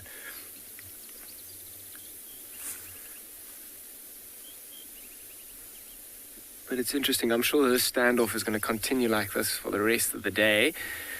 Even though they're fast asleep, that Ross male is going to keep a real good eye out on that Birmingham young male to make sure that he's not getting too close. But that Birmingham male better be careful. If he falls asleep and doesn't realize that one of those Ross males, who both are here, gets too close to him, he may find himself in a bit of trouble.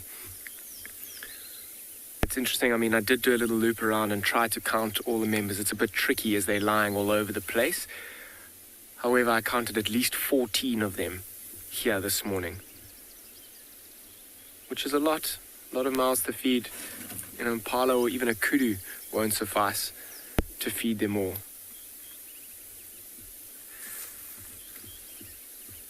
Fast asleep, breathing quite slowly as well, trying to conserve as much energy as they can.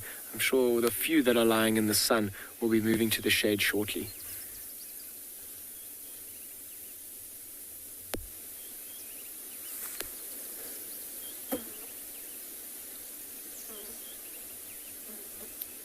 I mean, I didn't see with those lions roaring in the west. I haven't been much further west from here this morning. I wonder what their their decision was when they heard this whole pride roaring last night, if they decided to keep going a bit further west. So what I'm going to do now is, it is warming up quite significantly, and these lions don't look like they're going anywhere. What I'm going to do is I'm going to leave this area. I'm going to try and see if we can follow up on something else. In the meantime, I'll send you to somebody else.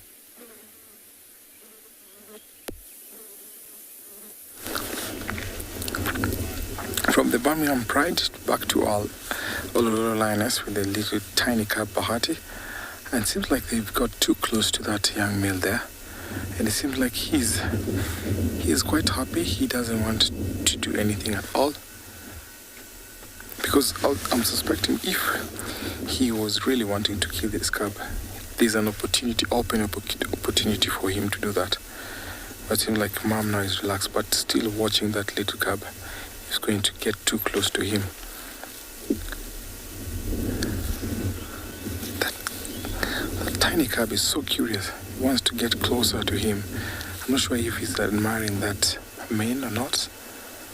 But mom is like, no, don't get too close. See?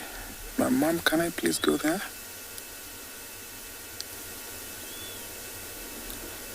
But him facing the other direction is an indication that he's being polite. That's why the mother is also relaxed.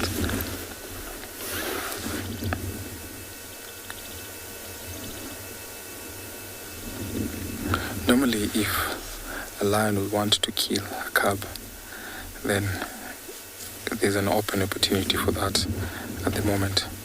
So I would say this is a bit friendly, but you never know if he might change his mind. The instinct to kill that cub might pick in, but it seems like at the moment it's friendly.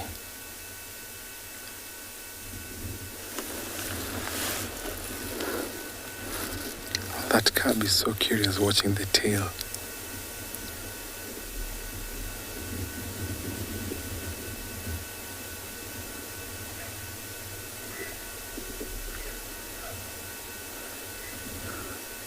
Ruth, fearless cub, and fearless, curious, and innocent.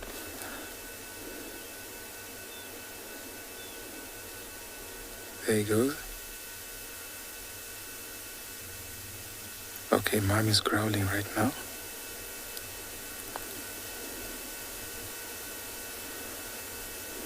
The cub is actually watching the tail, and he wants to be part of this playing tool.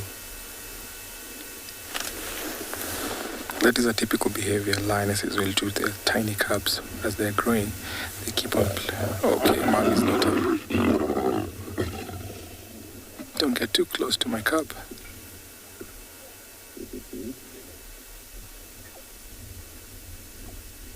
The cub is calling. Mom does not trust him at all.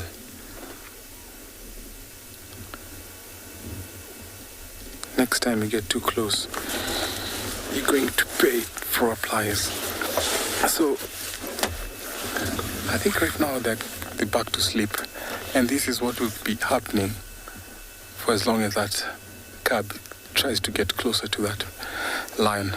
So I'm going to leave them here, and maybe I'll try to find something else, or later on I'll come and find what's going on.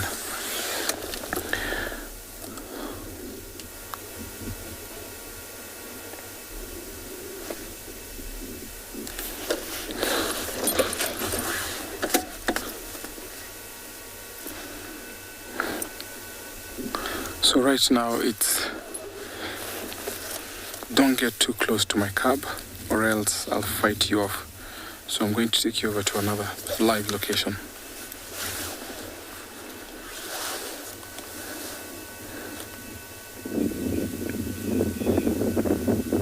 Welcome back, everyone.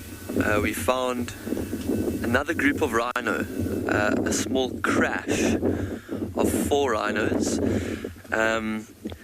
And it looks like, I don't know if you can see well on the screen, there's just a small, tiny calf, another different calf than the one that you just saw.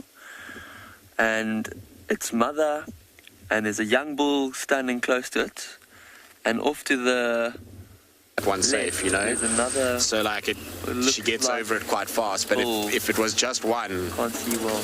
then she's very quickly to see rhinos starts spending to time kind together of, like this. It's not very often that you see it. It's the word for it. It's Normally, like she gets a bit the obsessive. female and her calf would be all on their own. All they do is just and try the other find a cub rhinos, for, like, bulls, would be the one time we had a walking female around doing their thing on their own as well. But rhinos do sometimes come into contact with each other, and they're not against spending some time with each other. Oh, look at this. This mother's thought that the young bull was getting a bit too close to her calf, and she's decided to take her calf a little bit off. They're walking straight towards us now. Yeah, so they do spend some time together every now and again, but it's normally 1 or 2 days that they temporarily kind of congregate, and then they go off on their different paths again. But look at this small little calf. How cute is he? You see how his little ears are pointed, one ear is pointed directly at us all the time because we are making a bit of noise, and he probably doesn't see us very well. They're about 50 meters away, but his eyesight's not good at all, so they rely a lot on that sense of hearing and sense of smell. And it is a bit windy, so that sense of hearing and smell for them might be a little bit dulled now, which is possibly why they've decided to maybe move away. They look a little bit not as relaxed as they were when we got here before. See, she's listening to us. She's missing half of her ear as well. Look at that. Maybe they're going to try and find a more sheltered place to spend some time now because of the wind. That'll help a lot for them to be able to hear and smell better.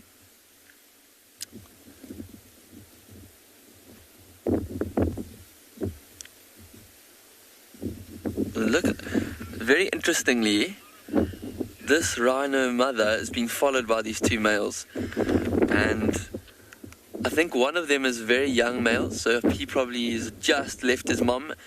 And remember what I told you earlier about how rhinos struggle to leave their parents, or their mother actually.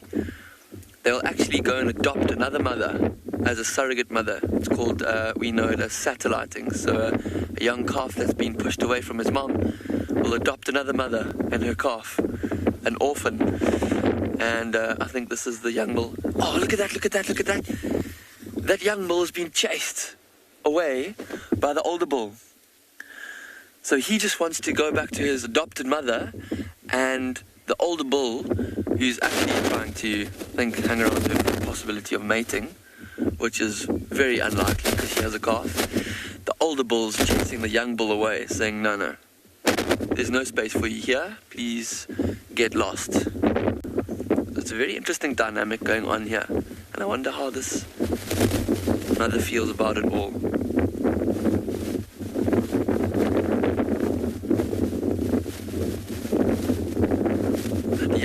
That young orphan male is still hanging on the outskirts of this group, but I don't think that the big bull is going to let him any closer than this.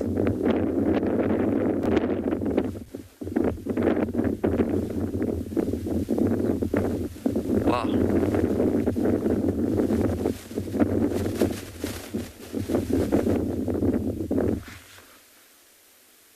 That calf looks a little bit scared.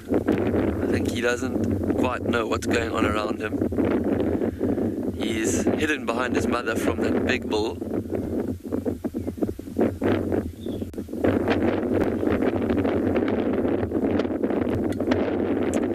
So Elsa's asked how old this young calf is, and judging by the lack of his second horn, like we were speaking about earlier with the previous calf, he's only got the one horn and no growth in his second horn yet, so he's, I think, definitely younger than 1 year old. But I'd say probably about 11, 12 months, closer to 1 than younger.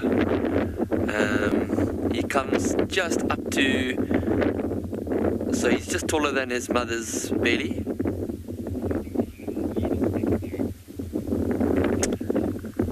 So Alyssa has asked, why do rhinos need a secondary horn? And that's a good question.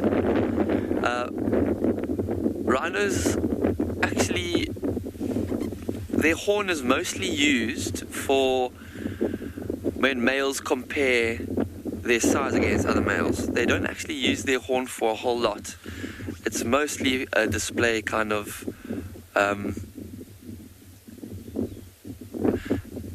it's a kind of a display. So we have dehorned our rhinos here at Pinder because we feel that dehorning them will not affect their life at all, because they actually don't use it for much.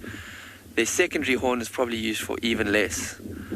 They can't scratch themselves with it. They don't use it to defend themselves from predators because they don't really have any natural predators. Males can use it to spar with other males. That is the one thing that they could use it for. But with white rhinos, oh, look at her chasing the orphan calf away now. She's now had enough. Males can use their horn to fight with other males, but it is so rare that male or bull white rhinos fight with each other that it's almost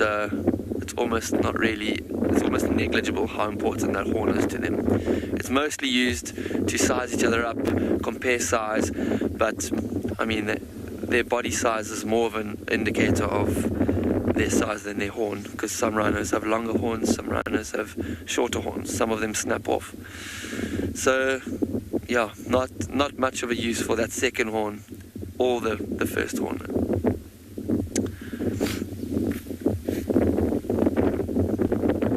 This little rhino is, yeah, he must be very, very confused as to what's going on. And look at him now. Look at, he's got a little bit of mud on his face. I think at some stage this morning, or maybe yesterday, because it hasn't got too hot this morning yet, he would have taken a little mud bath, or maybe a wallow in some mud to cool himself off. And now you can, the mother's chasing that orphan calf further and further away. So it's quite sad. That little orphan's own mother has chased it away from her, because she's probably had another calf.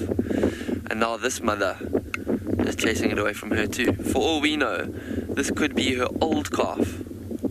But I think it's very unlikely. I think the new calf is almost one. There's very little chance that her old calf would still be hanging around after her having a calf for a year. So I don't think this little group is going to be spending too much time together for much longer.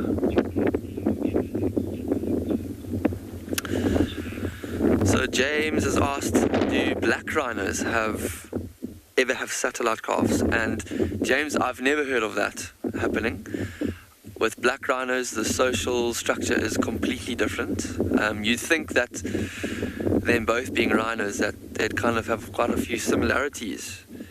And they do, but they also have massive differences in the way they behave and the way they are socially and what they eat. And in terms of satellite calves, black rhinos are very, very much less tolerant of other rhinos around their calves. They are extremely solitary. I've seen a few black rhinos together once before, but it was very, very unusual to see. So no, I think it's much more common in white rhinos than black rhinos. It's amazing to see, as soon as this mother moves, these males are on her tail. They don't want to leave her alone. And I think she's just quite keen to get away from them, but the one male is just so keen on mating with her, and the youngster is just so desperately wanting a mother. Still finds it very, very daunting to go out on the world by himself. Listen to the little one squealing.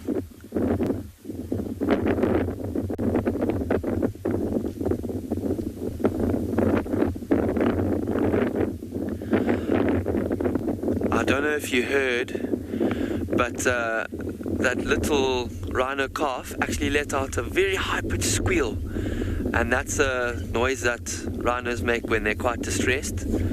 even adult rhinos, they're like a whistle, kind of a squeal. And I think now that rhino, that young calf, is starting to get very, very stressed about this situation.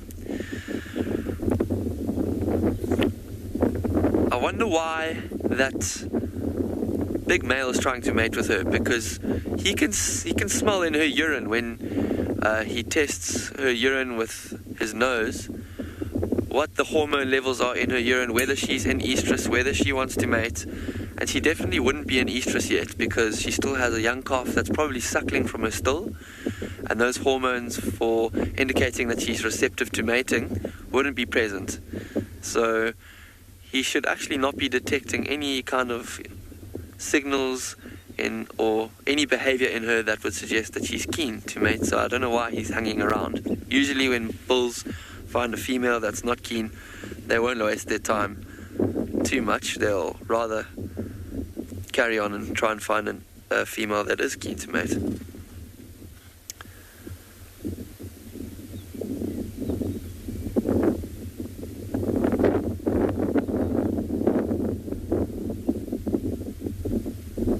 And this wind is just picking up ever so slightly, so added to the stress of being chased by two scary bulls, this young white rhino is probably not able to hear anything very well at the moment. Okay, she's going to make another break for it. Oh my goodness.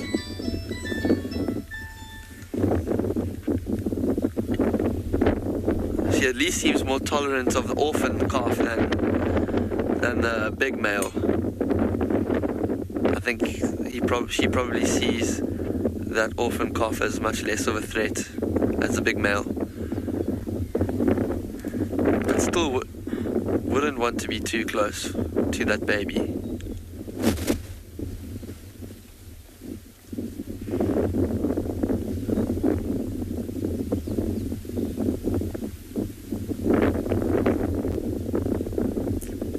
Look at all the flies on her back,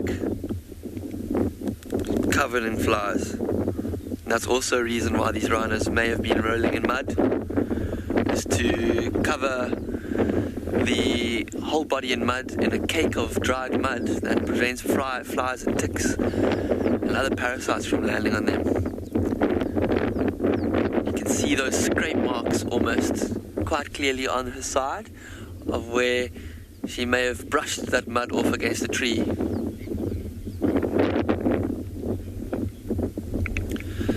I've got another question, and it's a very good question. How often will the same rhino be dehorned?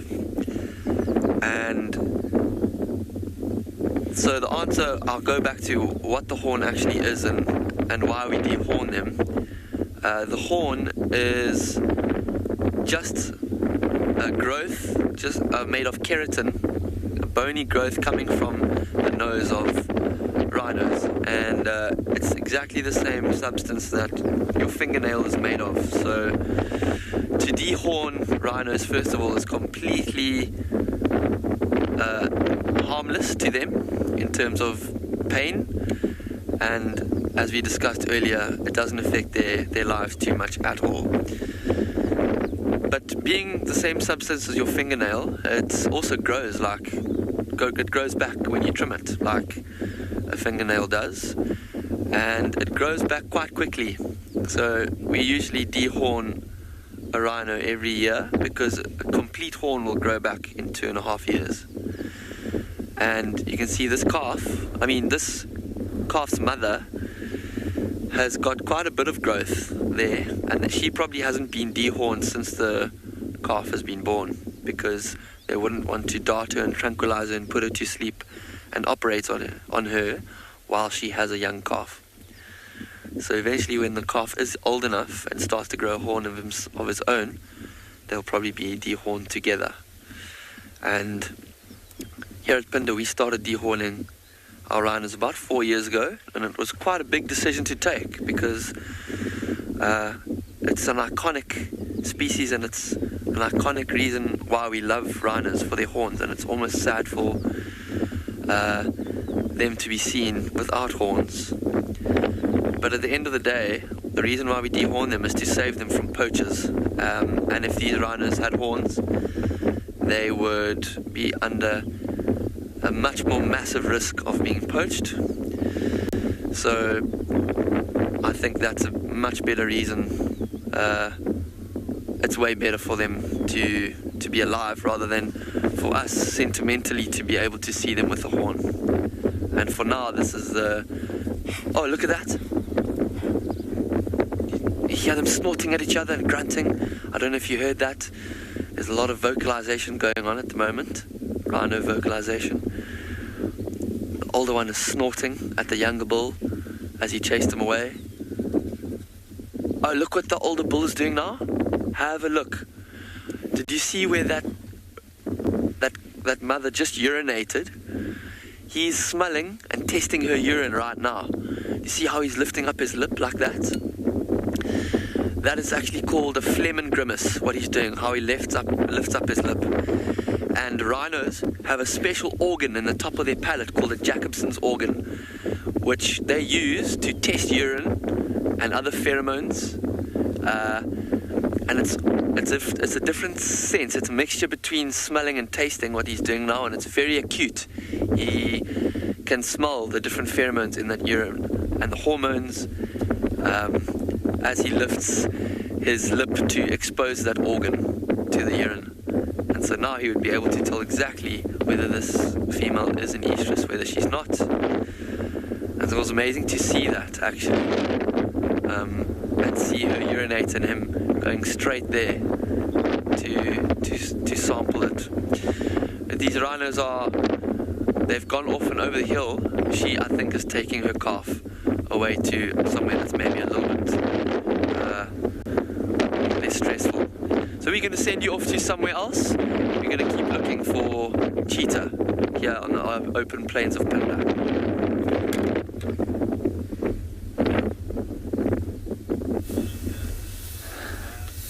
Welcome back to the Mara, and Bahati's mother has done a good job keeping that male away from the tiny cub. So not quite sure what will happen later, but I'm still crossing my fingers for nothing to harm this little cub. I will not wish the cub to die, but it seems like Mom is doing a very nice job. So like I tell you a little while earlier, this cub is going to be here as long as that male is going to be here as well. So Mom will not leave this place, because as soon as he tries to live with the cub, he keeps on wanting to follow. So from the last time that Mom growled and tried to attack him, peace has prevailed and they've kept a distance. I wanted to move on, but I was a little bit holed up. I wanted to know what will happen later, but it seems like nothing is happening at the moment. So still not quite sure whether she'll swap the den or maybe take her back to the old den, because the old den is not far from where we are.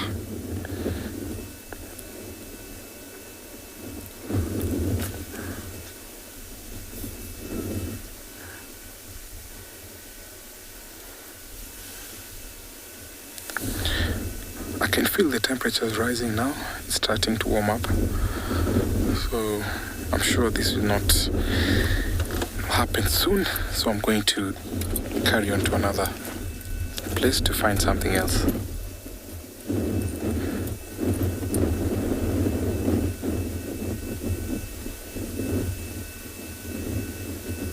Okay, what are you thinking, Mom? Yeah, she can feel the temperatures rising. So I don't know whether she wants to be on the move. I'm going to hold on for a little while. Or maybe she picked some sound from somewhere. That's why she was scanning and listening. You could see how her ears were flapping. She's gone back to rest, so I'm going to carry on.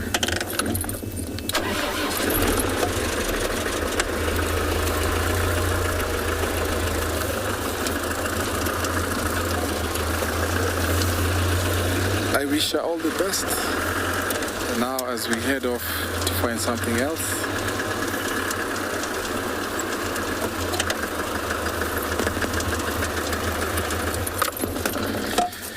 Denise, thank you for your question. The reason why she got too close to the male lion is because she's trying to protect the cub. So as soon as the male kept trying to get closer and the cub also wanting to get too playful with the male's tail, the mother has to move close to protect the cub. So it's not that she wanted to get closer to the male. She's actually trying to avoid that male, but he keeps on following them, and that's the reason they're too close to each other.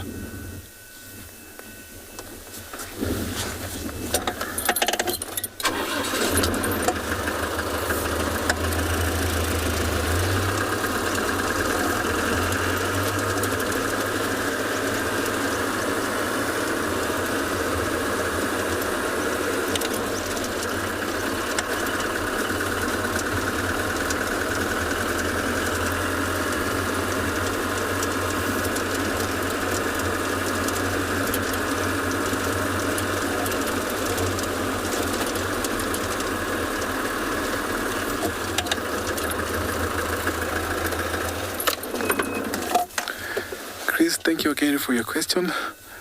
I think where she wants to take the cub is a place where it's secure, away from intruders like that male there. So mostly what happens, lionesses will choose somewhere close to the river, or maybe a big crevice where the cub can fit in. So sometimes these lionesses can leave their cubs for up to 24 hours without returning back to the den. And she has to make sure it's a place where it's secure, that even if such male lion can come, nothing will happen to the cub. But at the moment, she can't really take her where this lion will be able to see. She always chooses a place where it's isolated, where no other lion or be it hyenas can see her when she's taking the cub. So she has to take her to a very secure place. Not that I know, it's only herself that she can decide. She's the one who's going to decide where to take the cub.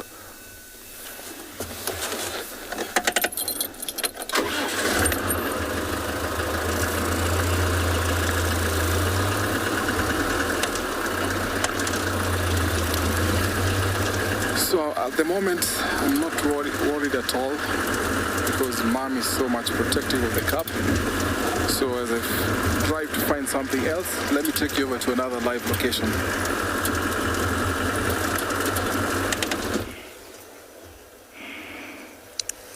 Well, from lions to stripies, and here I have a very beautiful little dazzle of zebra. This is the butchers, or the common zebra.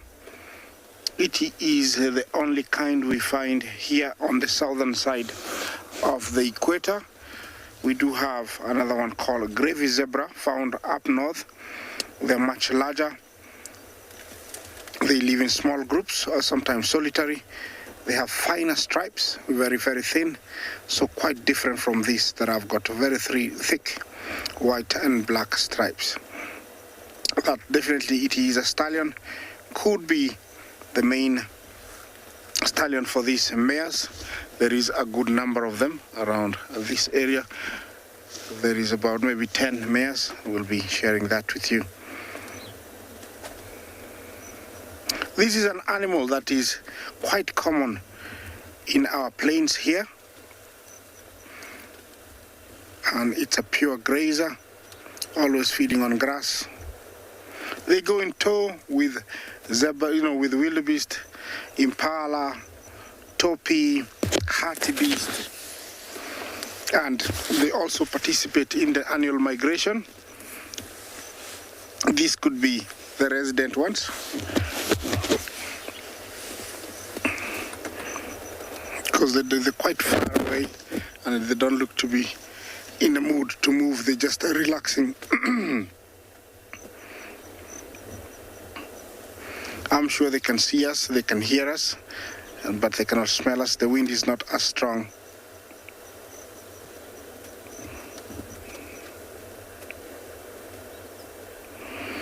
Linda, Jumbo, Why do zebras have stripes?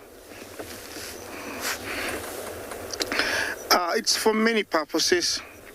The two main ones are for defense mechanism. Most insects, most biting insects have got compound eyes, and to avoid, them biting the zebra, having the stripes, their eyes see very many lines. They don't know where to focus, so they can not bite, or they avoid biting, the zebras, and that's why you rarely get to find zebras that are affected that disease brought by insects like the tsetse fly, which has got the sleeping sickness.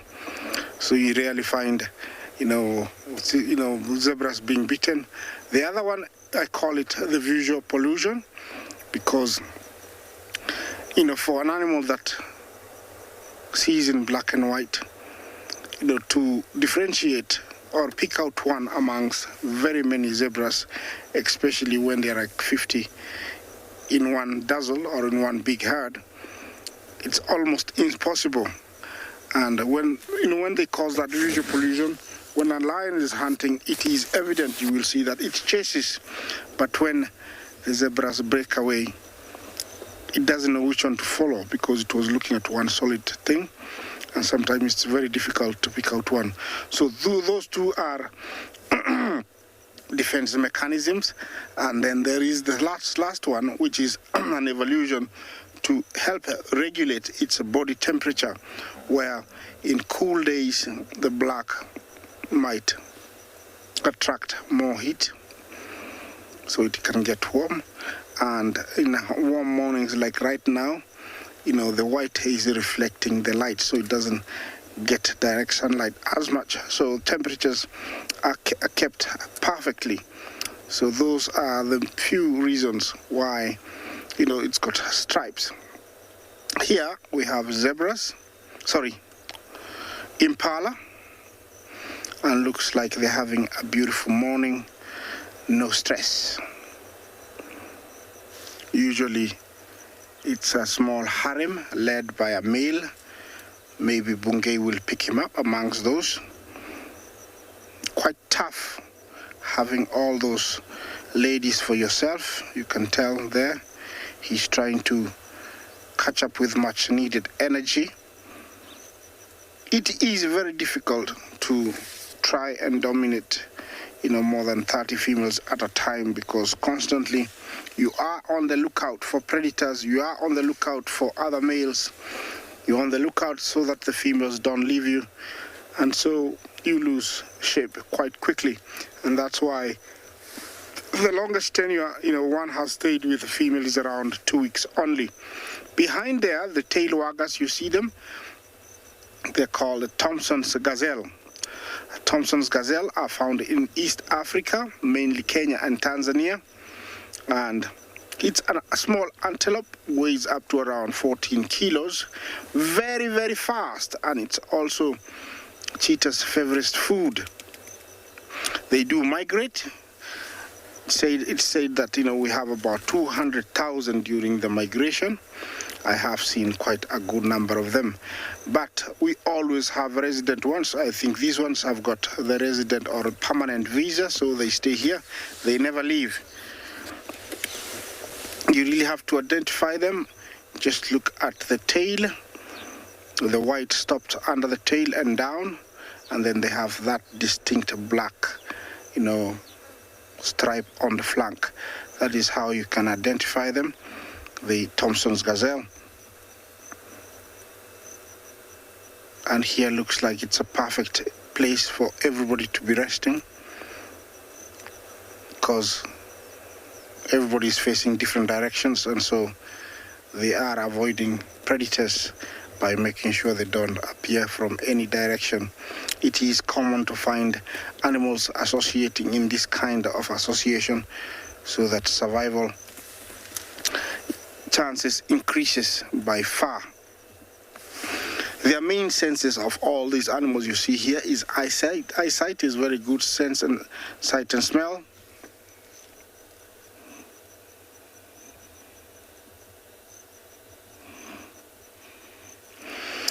Butterfly, Jumbo, do zebras have the strongest kick? I don't know if you are comparing them with other animals, because you said strongest kick, they have strongest kick. So by themselves, yes, they do have a very strong kick. And there has been evidence of them breaking lion jaws, them killing, leopards and lions by kicking them, even hyenas. So they have very, very, very strong kick. But if you compare it to giraffe is much stronger. They can kick and the giraffe is stronger. So I don't know if you meant, by comparing with other animals, but if it's with them, yes. It's very strong. With giraffes, the giraffe is much stronger because, of course, the giraffe is larger. Yeah, it looks like, they have nothing going on in their brains, like, the way they're looking at us. But it has been a long night. Staying out here in the open plains, open wilderness, hyenas, lions, leopards are roaming. It is very, very hectic. So early hours of morning like this are much needed to catch up with that. Need much needed rest, doze, and even conserve some energy. Looking at those two zebras there, I can definitely say that it's a mother and a small foal, about a year and a half. It is said none of two zebras have got the same stripes, very much like our thumb fingerprints. And looking at them, you can tell it's quite different. That one to the right, it's got a nice necklace, comes around and then almost points down towards between the two legs. You can see the mother has got the same, but it's slightly different towards where it points. And then the second one has got a break. So definitely, there is something different there.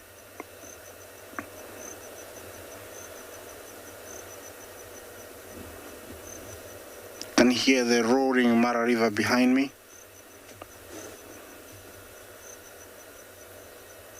Very loud. All right, it's time to move on, see what else we can find.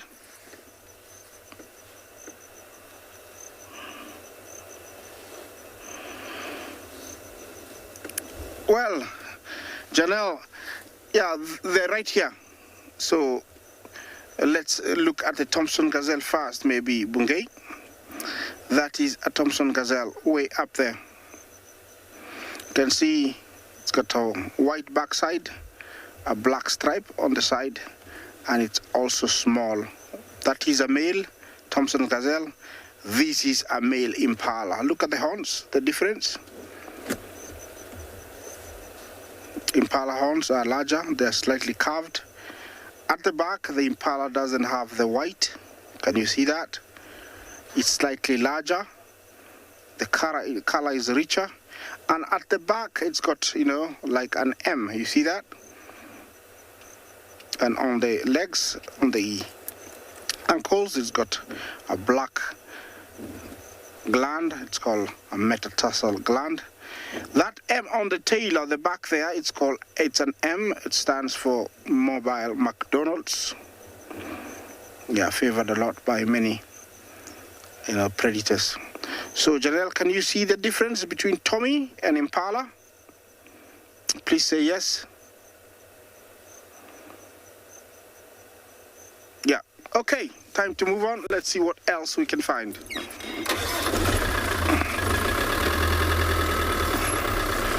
All right, gotta move on, see what else we can find. This is a very different area that I came today. I haven't been here for about a week or so. I thought I would come and find out what it is. Okay, let's see what else we have somewhere else.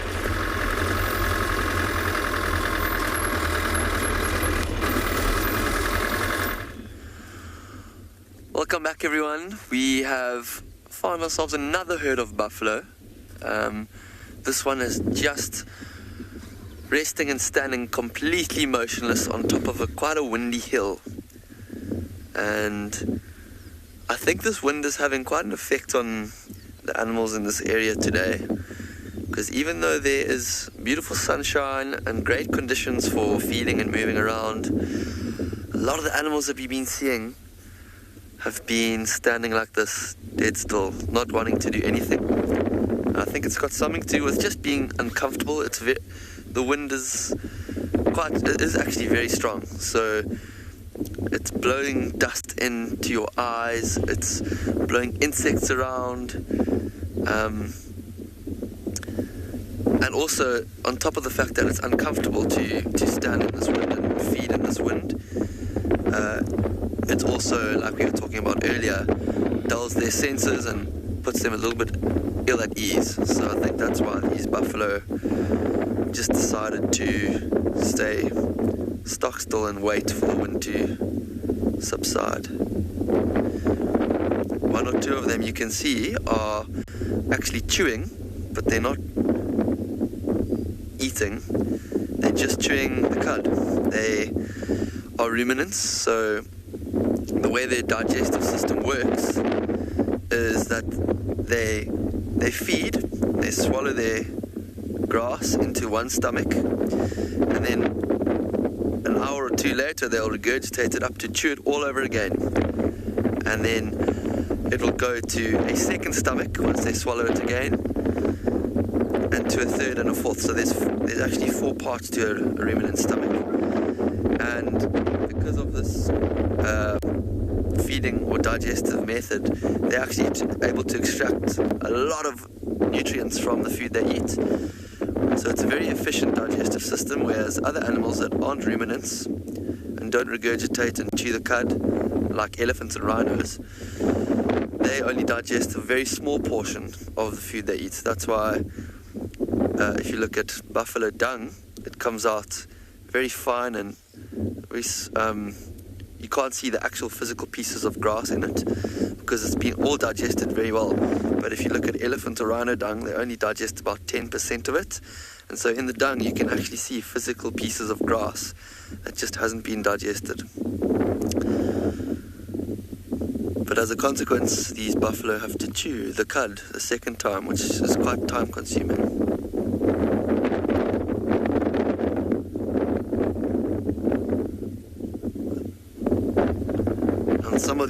Some of these buffalo, you can see oxpeckers. So there's this small birds hopping around different individuals in this herd that are actually hanging around these buffalo because they feed. There's one.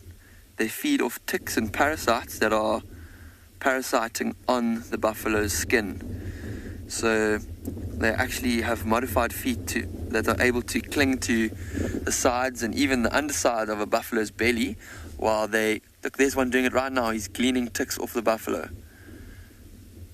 That's amazing. And not only ticks, they also eat dried blood and dried skin, anything really, bugs that are sitting on the buffalo. So in a way, they help the buffalo quite a lot to get rid of those parasites. And the buffalo don't mind them being there, but also the buffalo provide them with food. So it's quite a nice mutualistic, symbiotic relationship that exists between these two.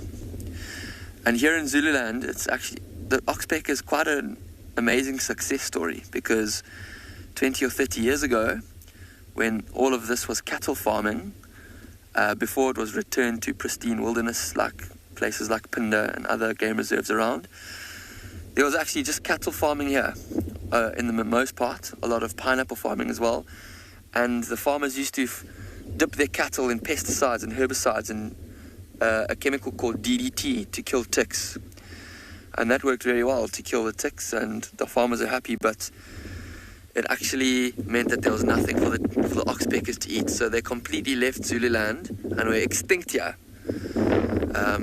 Up until the return of the wildlife here at Pinda and Umfolozi and places like Somkanda, and then as the DDT and the cattle dipping stopped, ticks returned, and oxpeckers were actually physically released back into Zululand, a small population, and now they're absolutely thriving again. and they're a very important part of the ecosystem here, which consists of a lot of large mammals with ticks. So it's amazing to see them flitting around these buffaloes like this. And we're going to stick with these buffalo for a bit and see if we can maybe see what they get up to. But we're going to send you off to another live location now.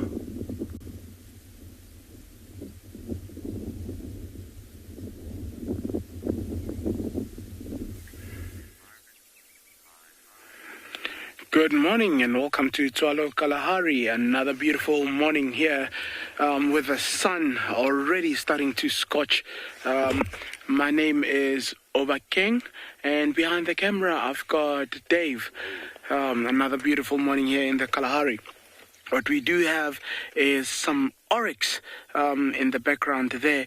But very interesting, if you look further there in the distance, there is a oryx with a very deformed horns, and such deformities happen for various reasons. One of them being malnutrition, and also, again, looking at how a young animal like that could have had injury and then making deformities like that. So it is very interesting to see how those horns have actually turned back, almost having a curve all the way to the back, almost being like an oryx, a sable's horn, instead of being very straight and prominent.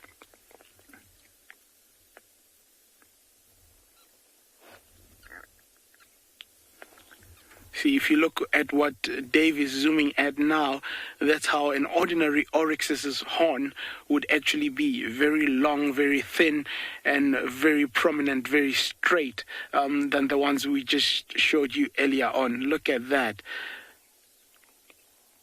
I mean, and that's their form of defense. If anything comes in, what they would do is they would try find a place or a tree or something like that, hide their hindquarters in that, and then what they will do is almost sit with their hindquarters down, and they will start swishing from left to right using those horns, and those are serious weapons for them.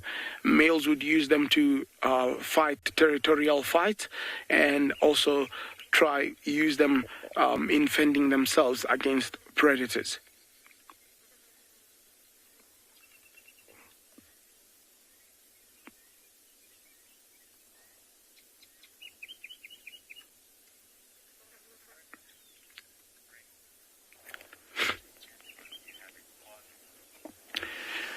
Brett, very good question there. Is this the biggest antelope we have in Tswalu? No.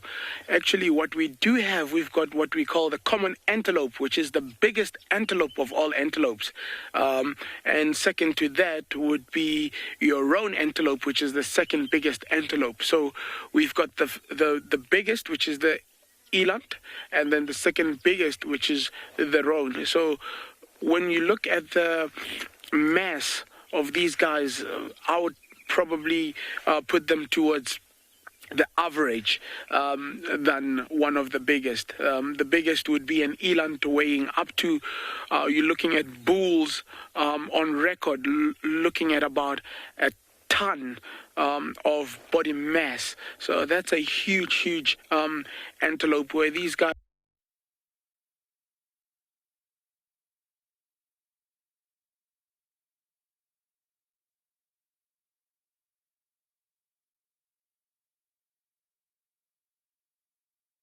And 24K many Peter. Welcome to the Mara. So from the little tiny cub, Bahati, I've come to this area to find a leopard. So the leopard Romy, I understand yesterday it was seen around this area. So I'm driving slowly to see any traces of a Romy, which has 2 cubs. It would be nice to see the 2 cubs. So my mission to find Romy, let me take you over to another live location.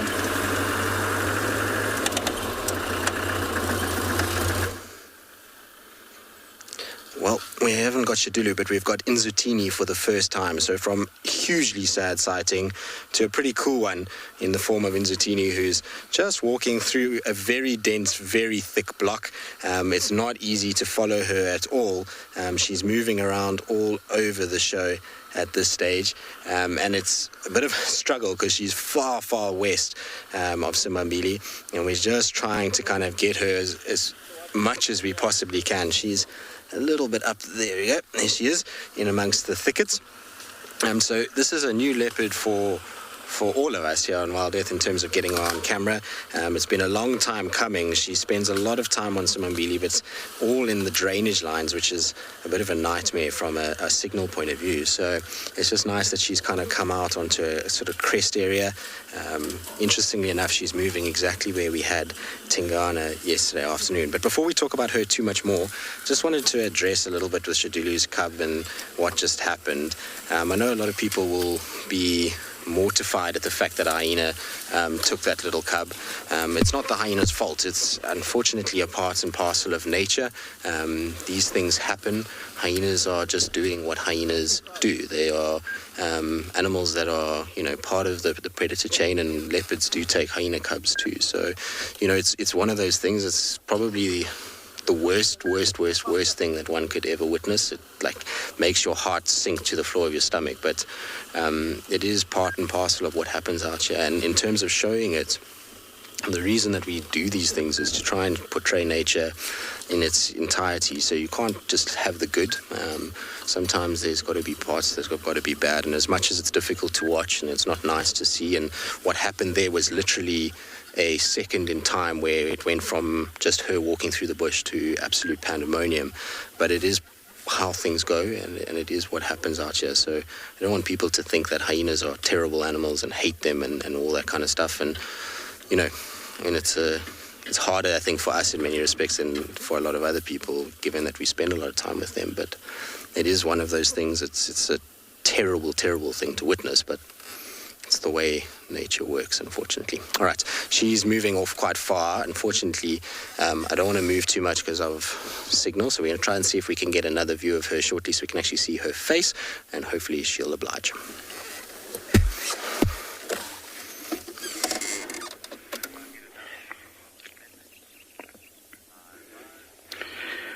Beautiful morning still here at Tswalu Kalahari. Look what we've got here. It's the springbok, as some would refer to it in Latin, or in scientific name, Antidocus marsupial.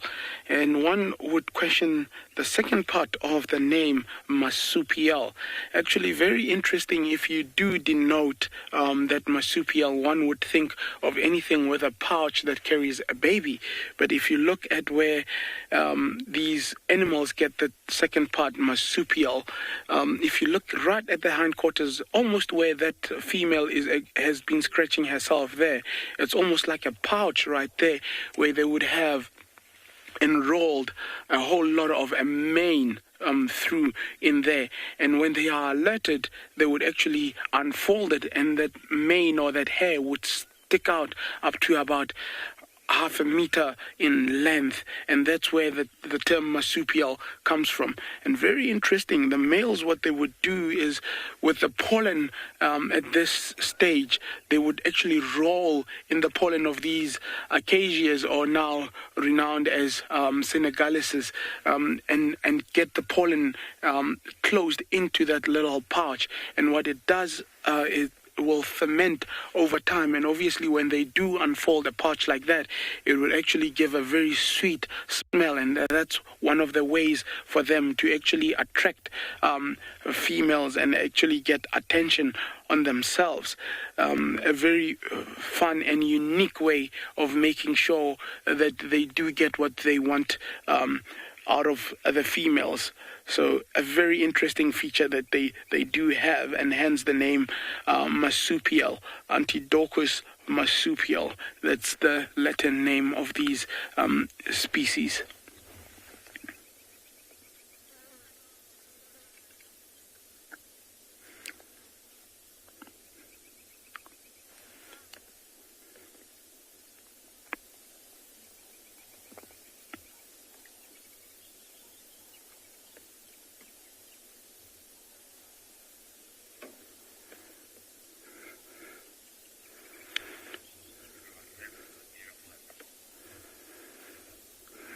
very pleasant morning, a typical African beautiful morning in Tswalu Kalahari.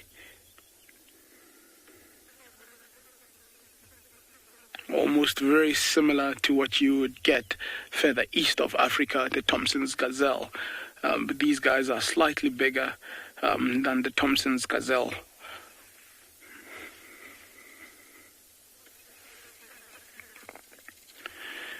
As they move off slightly, we're going to be doing the same, leaving them to carry on with their day and see what else we can find. And we'll be linking you or sending you off to one of our beautiful properties in Africa.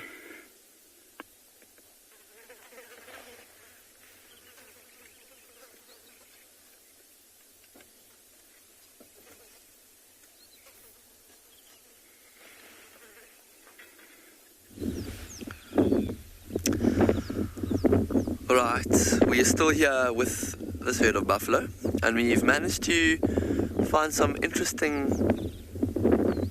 defects in one of the cows of this herd. You see, look at her. She's missing a horn.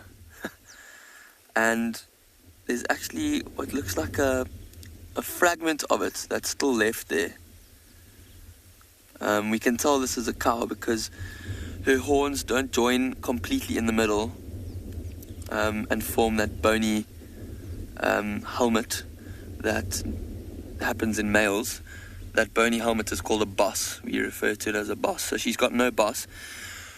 But I wonder how she lost that horn. She probably hasn't been in many fights in her life because she is a female. And females don't really have reasons to fight each other. Bulls will fight each other to mate with females, but females being the more sort of the commodity in this situation are being fought for, don't have to fight really. So I think maybe she lost it falling over. Maybe she was scratching it a bit too hard on a tree. I'm not sure. Or maybe she lost it in who knows, she could have been fighting because the bull was getting too close to one of her calves. That could be an answer. But either way, it must have been quite a force to have snapped her horn off right at its thickest part at the base there. But it seems like she's unaffected by it now. Maybe she would have felt some pain because there are a few nerves running down the center of that horn, and it looks like quite an old injury, and she does look like quite an old cow as well, so it could have happened sometime in her younger years. Buffaloes generally, the oldest they kind of live to is 20 would be a very, very old buffalo. Usually they don't make it past 15 or 16, so I think she's probably around 12, 13. She's quite old. And this herd is made of a range of different buffaloes of different ages. The core unit of a buffalo herd is cows and their calves, and that's why they stick together in these herds, to protect the calves. I'm not sure if we've seen any small calves yet amongst them. There's some younger buffaloes, but I haven't seen any small calves. But the reason that they live together is for safety for themselves and for their calves most of all.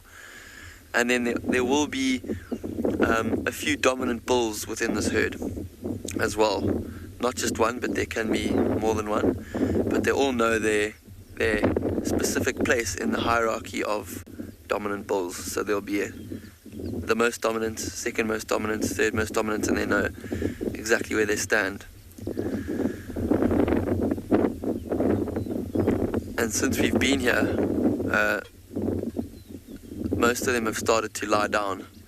I think lying down also closer to the ground is less windy, so they're not feeling the effects of the wind as much. The grass would also provide some kind of shelter from the wind because it's a little bit longer here than in other places we've been. So the grass would give them a bit of cover. I think they've probably done most of the grazing they've needed to this early this morning. and they'll probably spend most of the day here. One nice thing about this breeze is that it keeps them quite cool. So even though it's sunny, they might be prepared to rest in the sun this morning and afternoon instead of finding shade.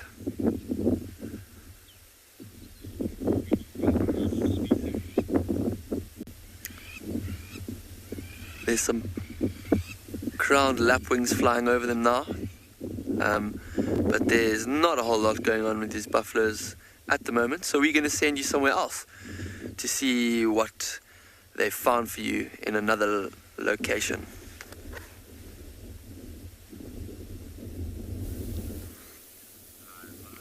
Well, while not much is happening with the buffaloes, Nzatini is on a mission, and finally we've got a view of her face, which is really, really cool. She's moving about all over the place. No, don't go back into the thickets, girl. She's been hugging these thickets on the edge of a big open clearing, and I think she's been looking for any signs of food, so things like duikers, scrub hares, those kinds of things. Those are all food items that would be in these thick areas, and then she's hugging the edge in case there's the likes of impalas on this big open clearing that she could potentially hunt. What's interesting, though, is that she's pushing more and more and more towards the east. So where we are now is the furthest east I've heard of her being seen since she's kind of separated from her mom.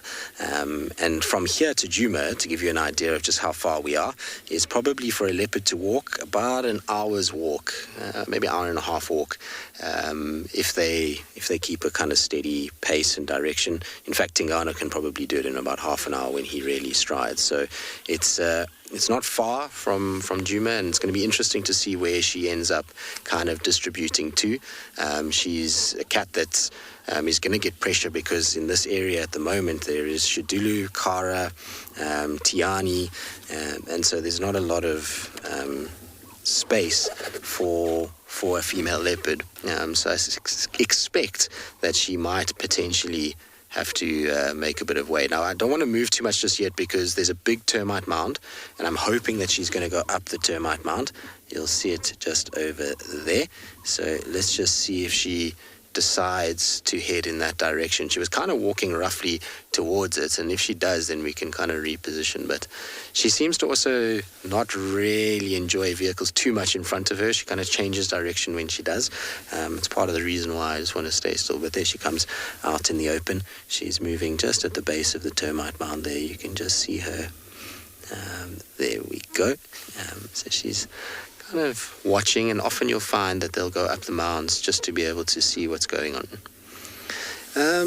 So Nzatini was born in 2018. I just got to remember which month. So she's, I think now about 2.5, if I remember correctly. I saw her as a little cub. Just went with some friends on a drive, and she was in the area, and that was in, I'll find the photo, but it's, I think 2018, somewhere around April, May, if I'm not mistaken. So yeah, she's 2.5. All right, I'm going to try and see if I can get a view of her again, because she's moved a little bit.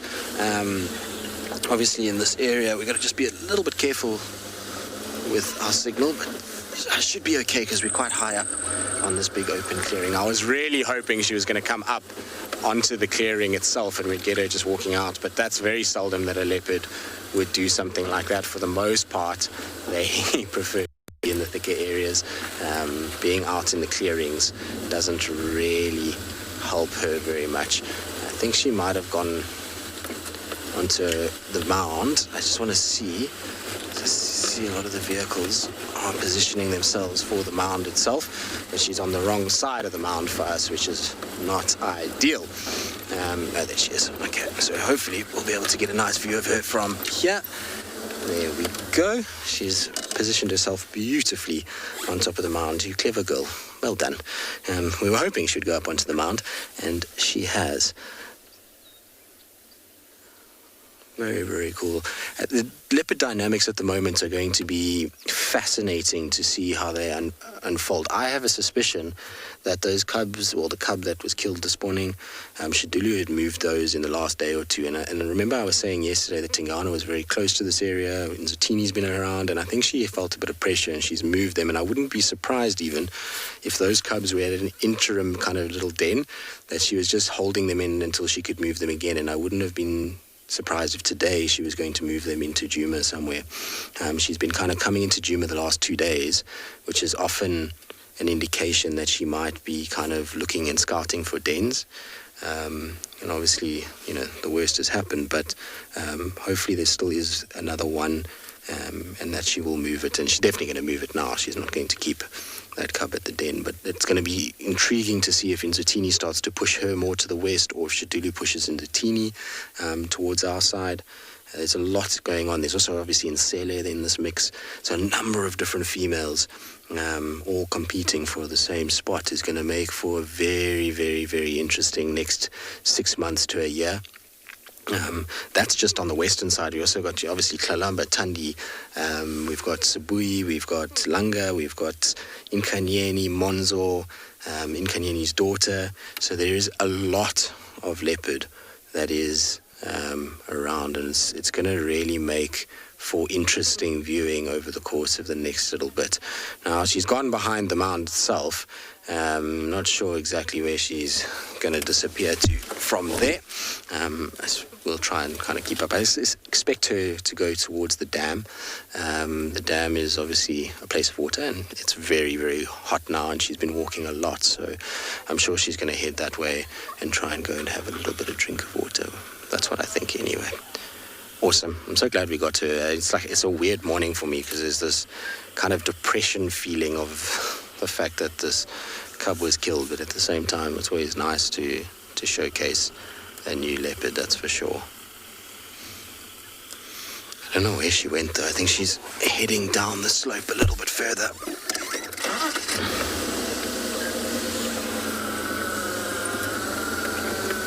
Let's just try and see if we can get a view of her again. While we do that, I was going to hope that she's going to come to the next mound in front.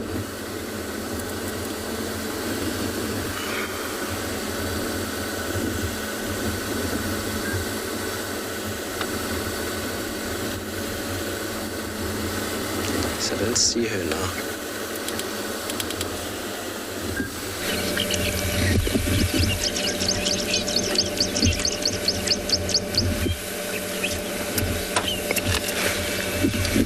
Welcome back, everybody. We find ourselves in the north of Buffelshoek with a very big, large elephant bull, and some of you might wonder how sometimes you're able to tell whether it's a male.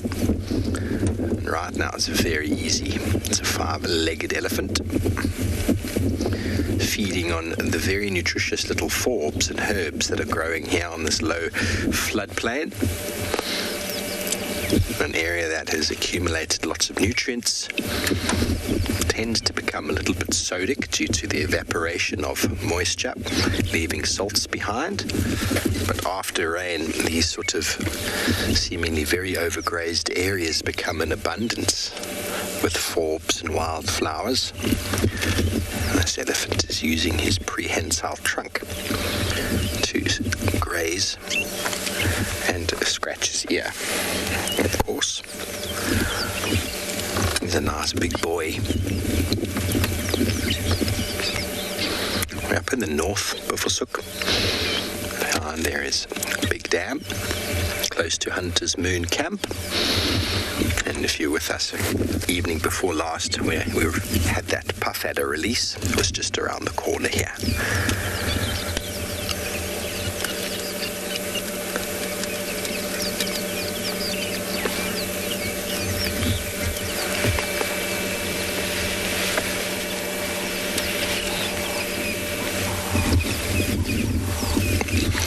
He's going to go and have a little browse on. It looks like a jackalberry growing out of the termite mound.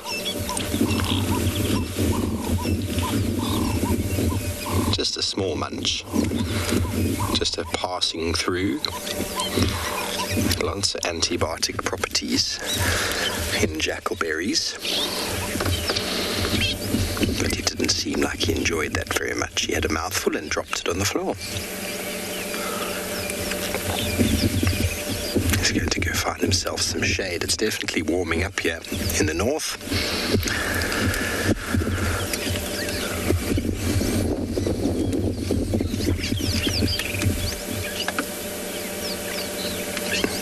What a dramatic morning, though. We heard Tristan's update and we quickly switched over to have a look, and we saw what went down. My heart goes out to him. It's not something very nice to witness, be a part of. But it's nature, everybody.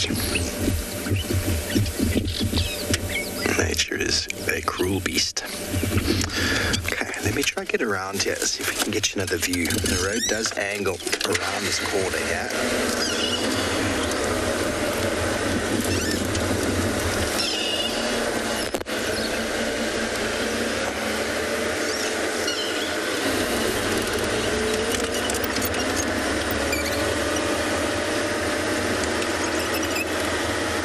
Maybe we get right up to him, which would be wonderful. Big elephant bulls are so relaxed for the most part. So sort of docile. Just going to crawl up here. See if we can see him. He's going to say, hello, Steve. What's going on? Hello, big boy. He's had a proper little bathing session in the dam. Look how big he is.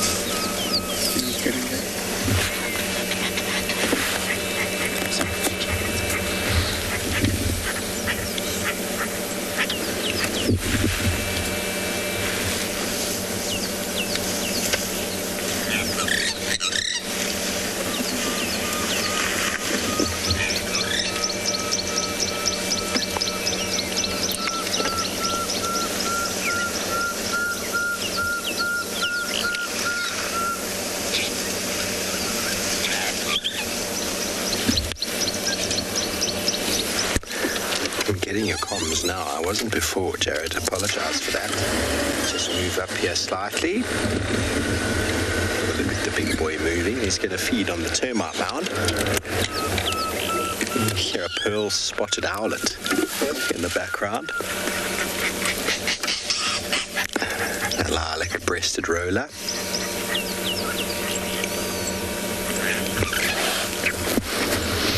Jen, it's a process. You know, in the beginning, elephants follow their mum around, and mum picks up plants and digs and does all sorts of things for the first few years, and the youngsters are very close by, and it actually develops a smell for every single plant.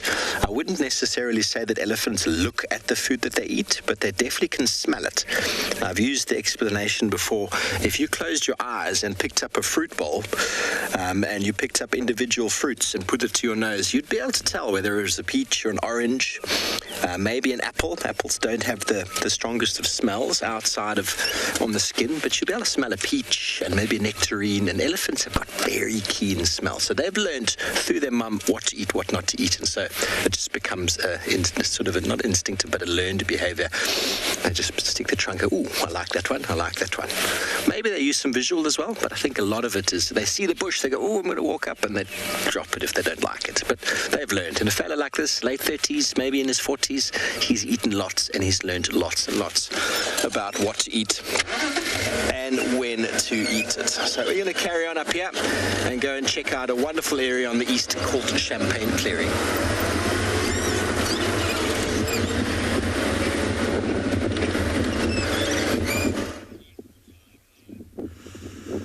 All right, look what we found for you all now.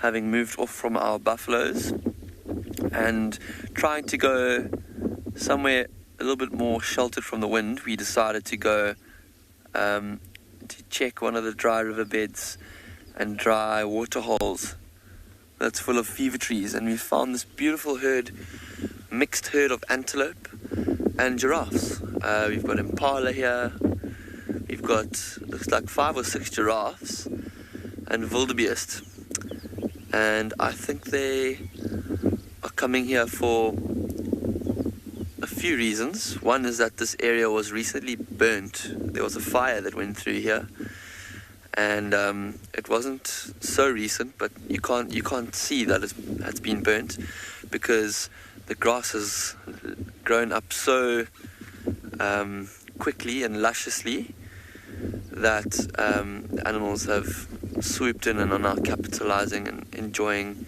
the grass, the new growth that's grown out of the burnt area. And when a fire goes through an area, it rejuvenates the soil, it releases minerals into the soil, it actually places stress on the plants, the grasses themselves, that makes them grow quicker, and with a lot of other complex processes that happen within the plants during fire, they actually result in being much more nutritious for the animals directly after a burn. So the animals love it.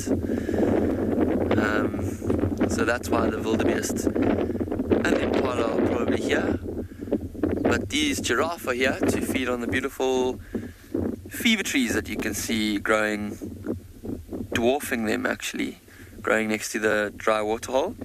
You can see those trees that are almost have a lime green bark.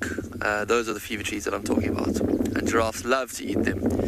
They are quite tall, so they're probably the only animals apart from elephants that could reach these trees, and as a result there's probably lots of leaves on them still, so lots of food.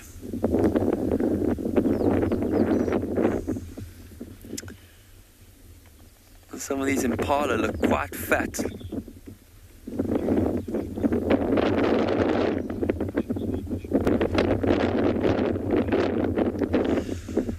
So a question coming in from Druid Washington, and he's asked, do giraffes actually blink?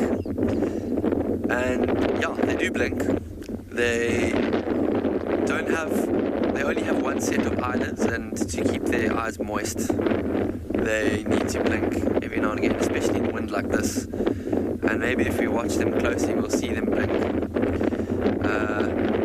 Often I've watched giraffes and thought, well, other animals as well, and thought, these things blink, because you can watch them for a long time and they won't blink, but I think they just blink a lot less frequently than us. Our eyes are quite sensitive. Alright, it's getting very windy here. We're going to find a more sheltered spot, and we're going to send you off to another spot.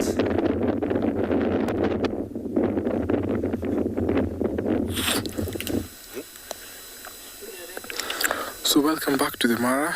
We've come across this bachelor herd of 3 bulls. There's about 4, and it seems like they are resting, but one is a little bit nervous. Look at how he's raising his head to try and get at least a scent of what's in front of them. They have a very good sense of hearing and smell. Look at how he's just sniffing.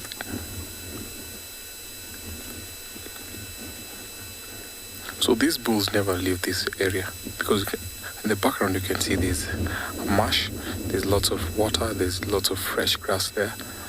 So normally when these bulls become old, they'll always isolate themselves, and they pick up Homebridge, which is about 3 to 4 kilometers square, where they'll always walk back and forth to the marshes like this.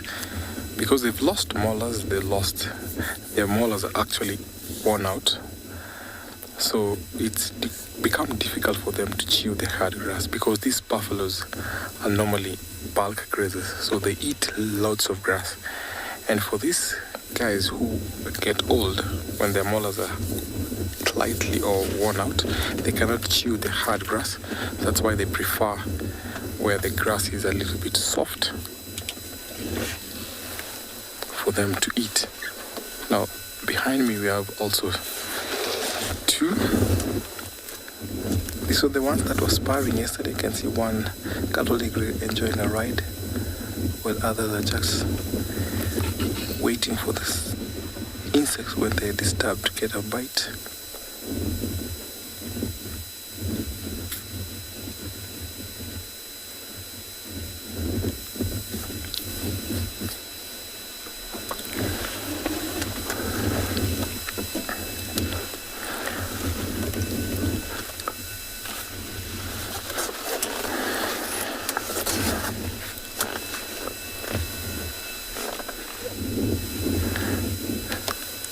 And over in the distance, I can see some wildebeest.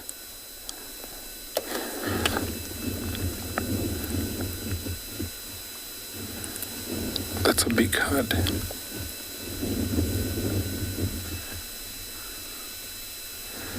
And I can see amongst them there's some zebras and taupies as well. So it's a very good combination of a mixed herd where we have zebra, wildebeest, taupie, and buffaloes.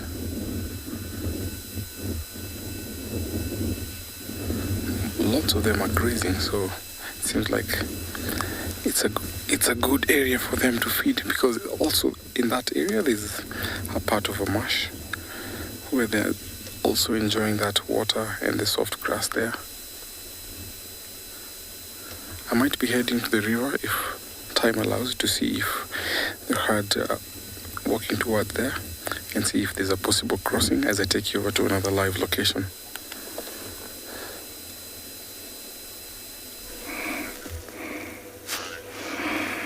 Well, here I have one very big elephant, and looks like he's gonna disappear on me, but he's one of the big boys of the triangle.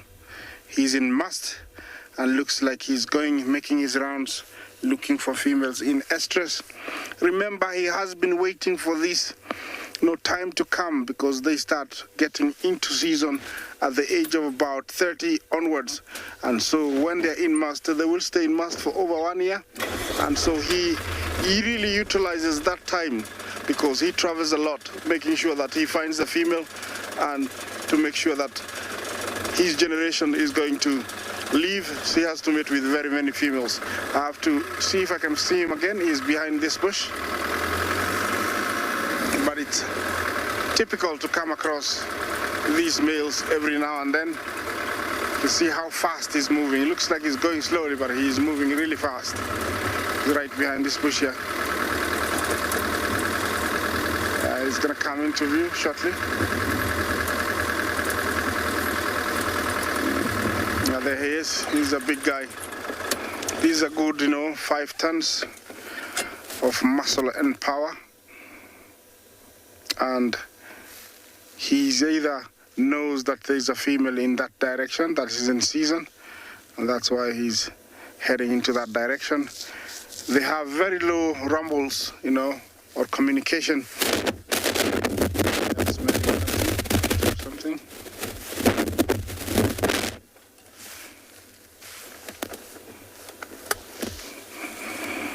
I don't know what he picked up there, but definitely there was something. He stopped and smelt it, sniffed it, make sure, see how quickly he disappears in that small brush. He's gonna come around the other side. I'm gonna move on. Looking at his size, he could be over 40 years old. And here he comes. I wouldn't want, to make him angry in any way. They can be very dangerous when they're in mast. And looks like he's coming to join the road or the truck.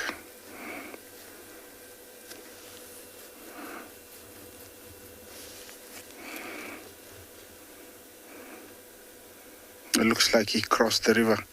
He's got a watermark on his legs. It looks like he's wearing some socks. So definitely he must have crossed the river. He is a big boy. Look at him. Crossed over the road. Yes. Maybe he smells that the girls are on that side. That's where he is heading.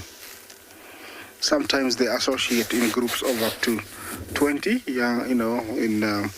in bulls. But when one comes in season like this guy, then he is gonna hang around all by himself. He takes charge.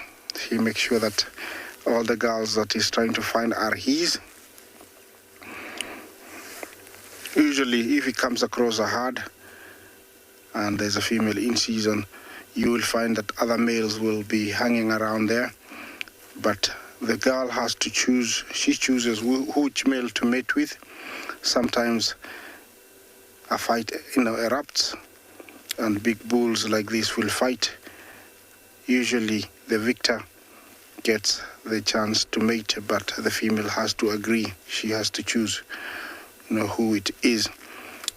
Mostly it's the biggest, the strongest, and usually with the largest tusks. And it's agreeable because also for the females, they want to have a stronger gene, so they will mate with the strongest and the biggest and the most feared by everybody else. Looks like he's gone quite out of range, and so we're gonna move on. And let's move to a live location, see what's there.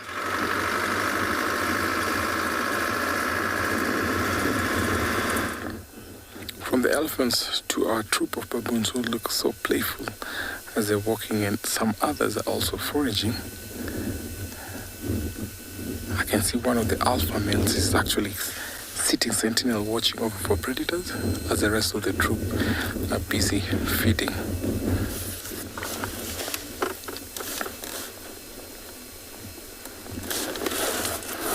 I can see that young one eating grass seeds, pulling off the stem. And also when they're walking like this, they pick up rocks and turn them upside down to pick spiders, scorpions, and sometimes even lizards. So baboons are omnivores. They will take meat and plant matter. A little bit of a groom there. See, that's a young male. And when you walked over or past that big male, that is one way of showing submission. And when they groom each other, or when they show their behind to the big males, that is one way of showing a little bit of submission and becoming social to him, because they don't want any conflict with the big males, because that can be fatal, because they always fight them off. So for them to be welcome or accompany them in this troop, they have to submit. I can see one also enjoying a jockey ride.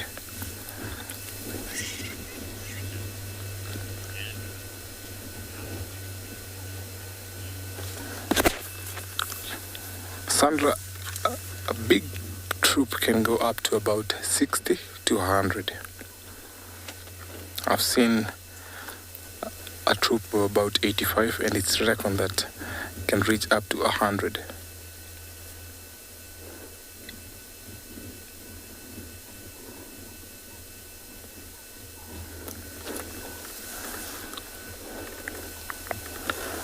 So these trips sometimes can cover a long distance. From the roosting area, they can walk over about 20 or even 40 kilometers sometimes, depending on the weather. But it seems like because of the marsh here, they enjoy the coming here to eat and also to drink. So baboons need to drink water on a daily basis. So sometimes I've seen them walking towards the river. Oh, that's a little run there. So youngsters will keep on chasing each other, especially the males, fighting. And those from the alpha family actually bully the rest of the troop members. So saying they walk long distance for water. And if water is not available, sometimes you see them heading to the Mara River, where they're very, very intelligent and smart. Well, they pick a spot to drink. They always choose where it's rocky, where they know the crocodile cannot get easy reach on them.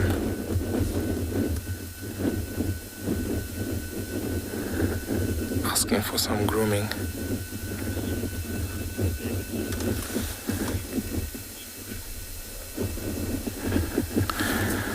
Beverly, not that I've seen them eating, but when baboons when they're foraging, walking like this, we have terrestrial nesters. We have birds that nest on the ground, so those chicks sometimes can fall prey to the baboons. And also when they climb up on big trees like the fig trees, when they go up to eat the fruits, they sometimes can pick on the nest to eat those helpless chicks that are in the nest. Not quite often that you can see them going after birds, but the young chicks in the nest or the ones that are terrestrial can fall prey to the baboons.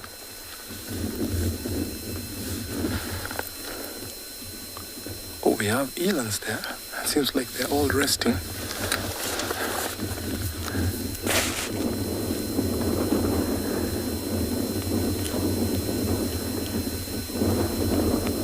I can see eland, I can see topi, I can see wildebeest.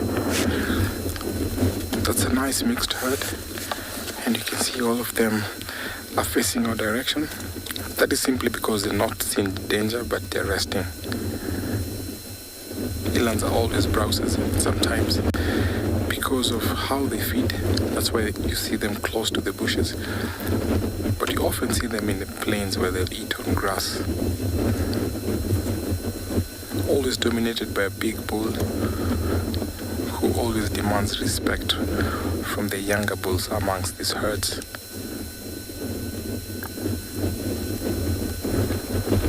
So you'll notice that the wildebeest and the topi are grazing because they know the topi are facing the other direction, so there's heightened alert when it comes to danger. So that is very important when animals come into a mixed herd. So there's always one that will alert the rest when it comes to predators. This place has become a haven of activity. Now herons have come in.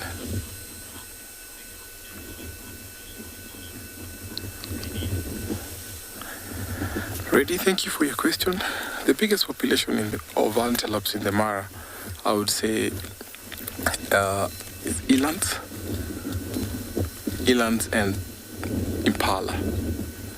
So we find sometimes herds of about 120, 80, 60 of elands.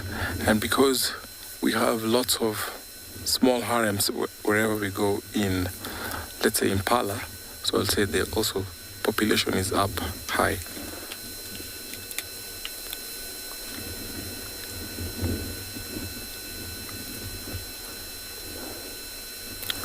Our herons have arrived here because the water level is going down, so they take advantage of the fish, the tadpoles, and even frogs that are in these waters.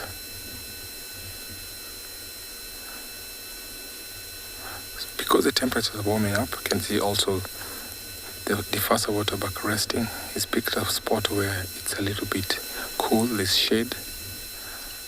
Well, these birds have come now because when it starts to warm up and these pools are becoming shallow, so all the tadpoles, fish that are in that water will come up for shade, as these birds sometimes spread their wings to form a canopy like umbrella.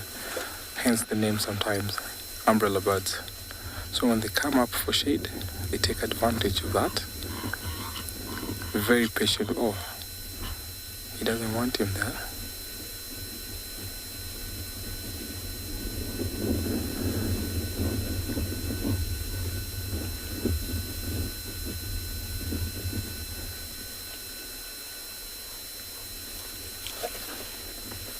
These swamps play an important role in providing food and water for animal species here in the Mara. So in 2 hours' time, we'll see elephants coming here. And then later on in the day, you'll see the elephants heading back. We've seen lots of birds here. We've seen topi, we've seen the FISER waterbuck. And our little heron here is out on a hunt, he's out on a mission. Despite them going for fish and tadpoles in the water, you'll see them on the terrestrial area and the grasses hunting for snakes and even rodents. The little mice, the little grass rats that always walk in these grasses fall prey to these herons.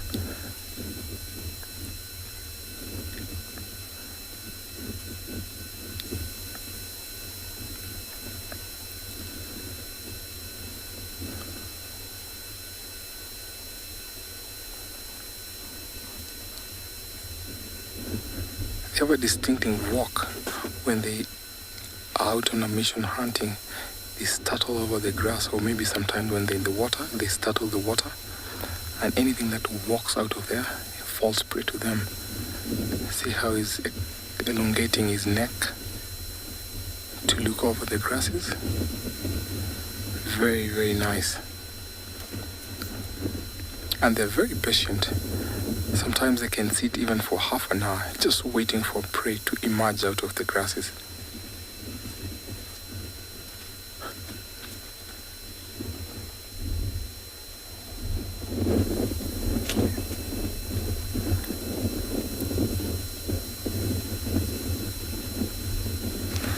Not sure what he's seen. Let's see what will come out there. Like I told you, they're very patient. Now maybe he's locked his eyes on prey, or maybe there's a slight movement in the grass, so he's waiting for the perfect time to strike.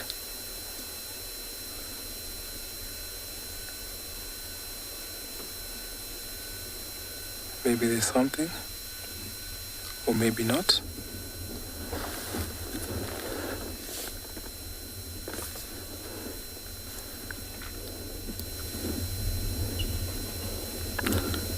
Because the grass rats are so fast, so they have to wait patiently so that they strike. Otherwise, they can scoop them and they end up missing it.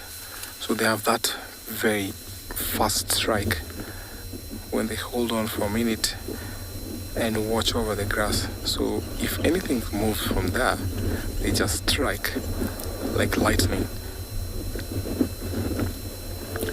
Seems like a very nice place to spend at least some time because of this swamp. So I'm going to take you over to another live location.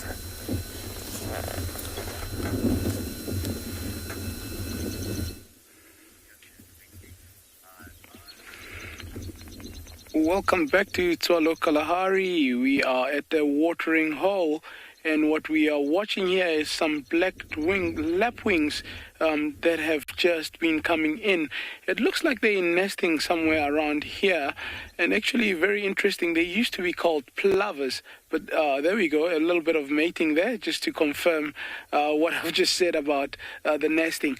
And the term blackwing, lapwing, it comes from what sound they make. It actually sounds like a blacksmith with the ping of the metal when it's being hit or when it's being worked with. And that's where the blacksmith part of the name actually comes from. But also very interesting, these are one of the birds that when they do actually make a nest, they would almost make a nest anywhere, anyhow, wherever they want to and however they want to. It will be a nest on the ground with little sticks, and what they would do to prevent it from any animal stepping on it or coming over it is they would actually dive bomb. If it's a very, very big animal, they would fly up and come scooping at the animal to try and veer it off from their nest. But what's also very interesting is if that animal is a predatory animal, like a jackal, for example, what they would do is then they would actually display like a broken wing and start slowly moving away from that nest. And that jackal, obviously, or that predator would be very interested because they would think it's an easy, quick meal with an animal that is injured, and just as soon as they are about to be caught, and that's when they would actually fly away. And that's how they have adapted of making these strategies just to survive out here in places where it's almost impossible for any other bird to actually survive. So they would make these nests on game path and so on. But a very interesting behavior when it comes to birds. Obviously always found around water. That's another feature with them, and that's why you see them where they are right now.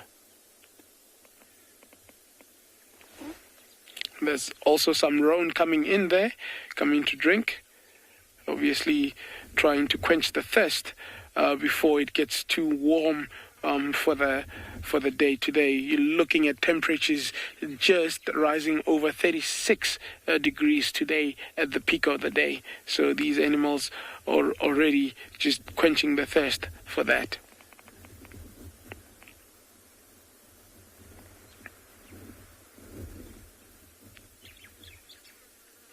Very, very alert.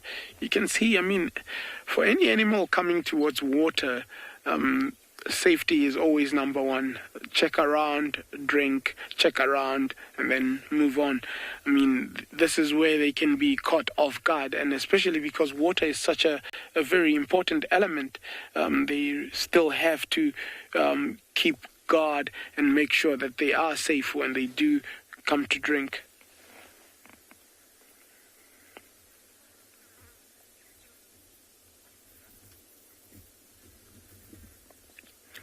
All right, folks, we're gonna keep moving, and there's some ducks also in the distance, and we'll be sending you off to the next very beautiful location somewhere in Africa. Thank you very much.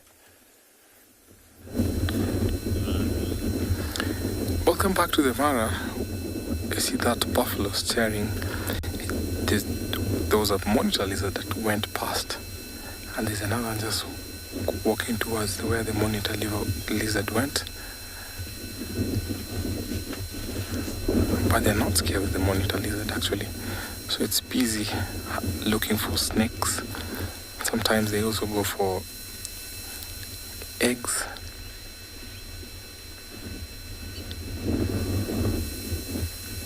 I've seen one time here where a crocodile had laid her eggs and they were busy guarding the nest. And this monitor lizard, they take an advantage of the crocodile eggs especially now that we're almost getting to the season where we'll see lots of crocodiles on the banks of the rivers and these tiny swamps. So because it's gone, we're back to our herd, who looks like they want to go and have a drink, but look at them. Some of them are resting well.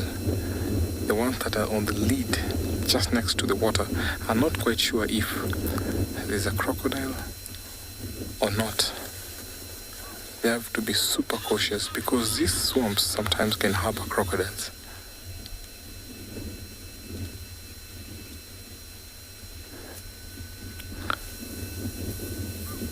I remember when I was growing up, when we came across such pools, we had to watch or look very carefully because sometimes crocodiles will hide in these murky waters. And because crocodiles have a third eyelid on their eyes, they can also conceal themselves in the water, not to be seen.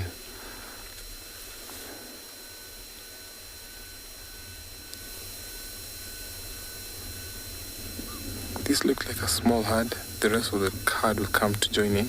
So sometimes, after the rains, you find that they don't always make long trips to the river. So those pools that form after the rains, these animals take an advantage of that.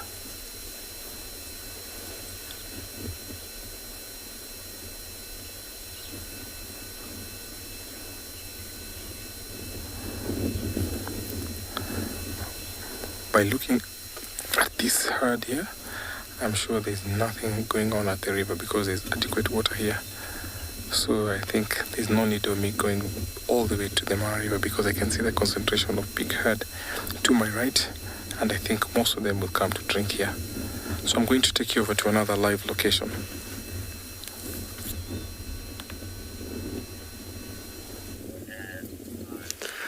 Well, talking about herds, we've got a herd animal that's all on its own, and it seems like our morning is just going to be one of a depressing state because there's a female impala and you can see she's very alert. You can see that she's not happy at all.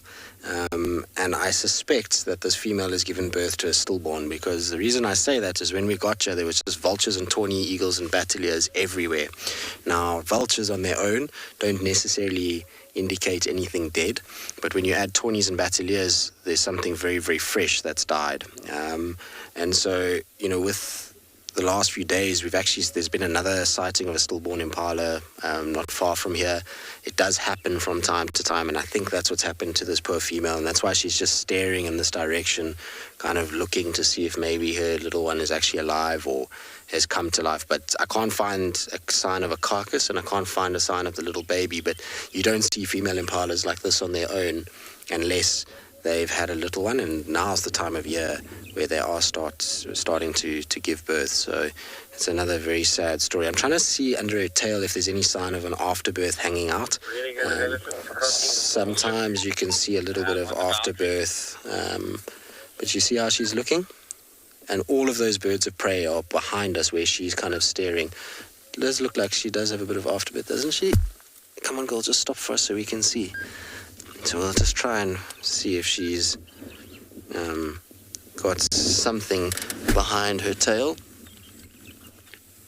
Yeah, looks like there's red there. I just want to check with my binos quickly.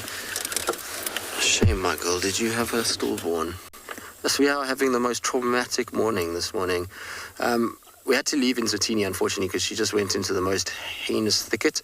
It was impossible for us to actually follow her in there, and so we left her. And then some of you might be wondering why we left Shidulu. So the reason we left Shidulu is because she needed time for herself.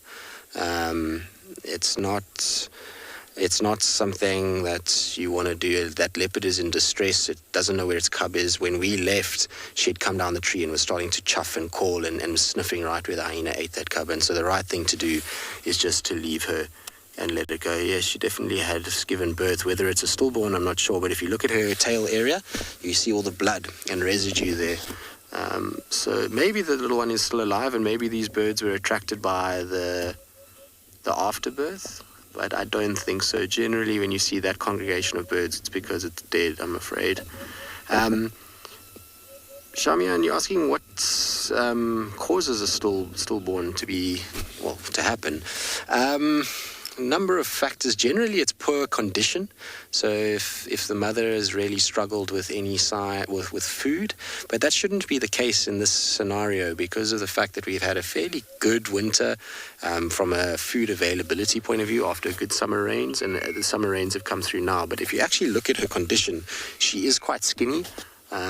She's got, her ribs are showing, so maybe, just maybe, she is just got some underlying problem that's caused that to happen. Or what happened was it was born last night and maybe something like a jackal got hold of it, or even something like a civet is possible. Wildcats, not really. Honey badgers, possibly. Baboons, possibly. But they normally would, baboon would eat the whole thing. So it might have been something that killed it and then it just lay down. Could also be, sometimes you get stillborns that take, or actually deaths of the baby when it's a massive temperature drop. But that shouldn't be the case today because we haven't had a huge temperature change in the last few days. So I don't really know what it could have caused it. I mean, like I said, the baby might be here. It might be just in amongst these thickets, and they just were attracted to the afterbirth. It's possible, but I would be very surprised. You see how she's looking? No, shame, girl. I don't think I can do this today anymore. This has just been the most ridiculously emotional game drive in many respects. It's really not nice to see animals in distress like this looking for their young ones after carrying them. Okay, well, we'll sit here for a little bit. Maybe we'll get some sort of positive news and see some ears flicking. we'll hope for the best.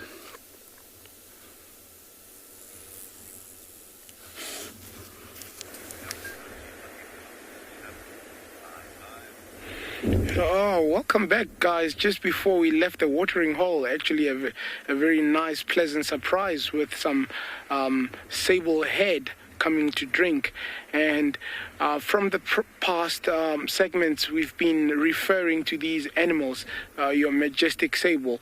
So if you look at the coloration, already you see how dark or black they are. Also very curved horns going back. But a very interesting thing, if you take the Afrikaans name, it's very, very, very descriptive of what the animal actually is.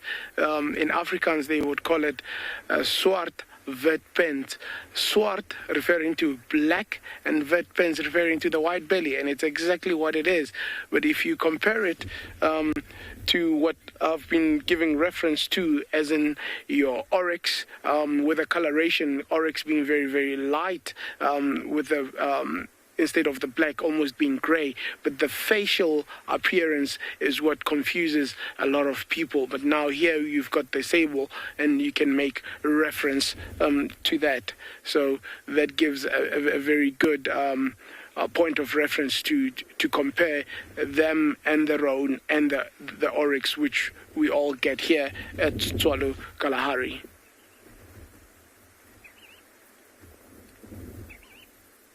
Some sandgrass there flying by, and that's the sound you're getting.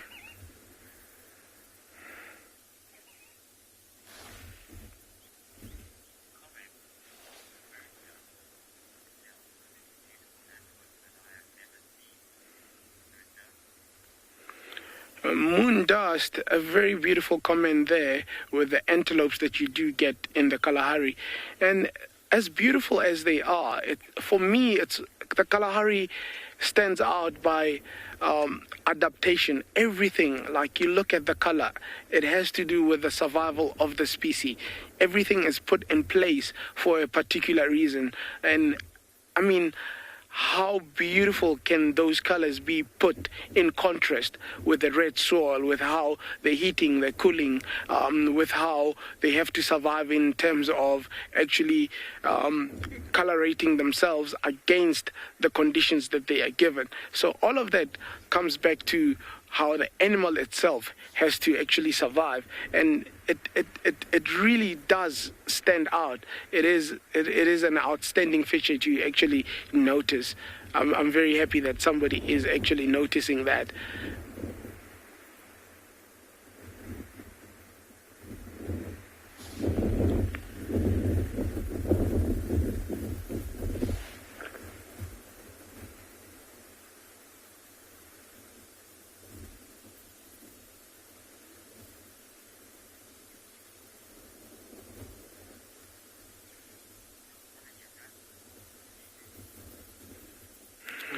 Beautiful, beautiful. I think this is where they'll drink, and they'll slowly start moving off, and we'll be sending you off to the next beautiful property. Thank you very much.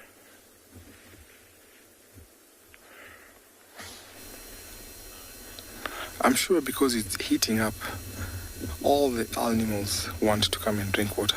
Look at what we have here. We have two Egyptian geese. Egyptian geese are normally grazers, and that's why you see them foraging on those tiny grasses.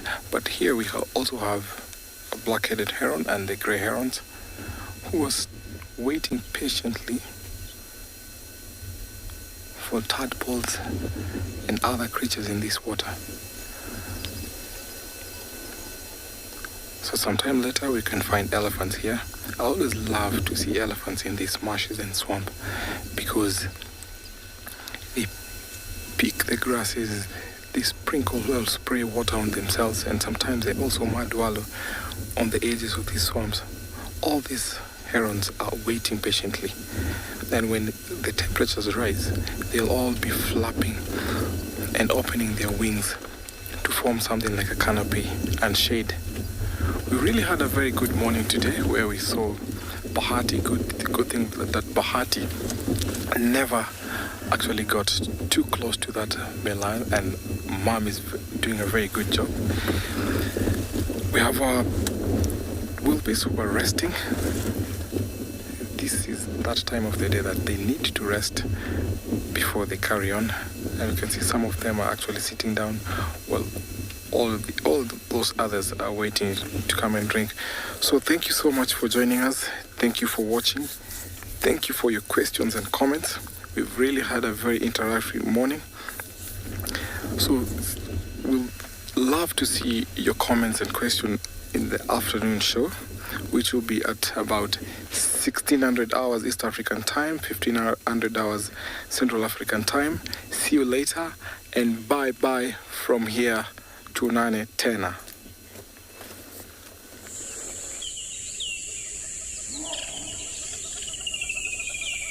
Africa is very special, and when you come down here, even when you're watching through our camera, the landscapes change from desert to bushveld to up in the Masai Mara where there's grassland. That means that the biodiversity changes as we move along Africa. And what I love most about connecting with you guys is the fact that I get to share these wonderful experiences with thousands of people. It's happening right now, live. Catch me in the wild on channel 183 on DSTV. The program features live coverage of an African safari and may include animal kills and carcasses. Viewer discretion is advised.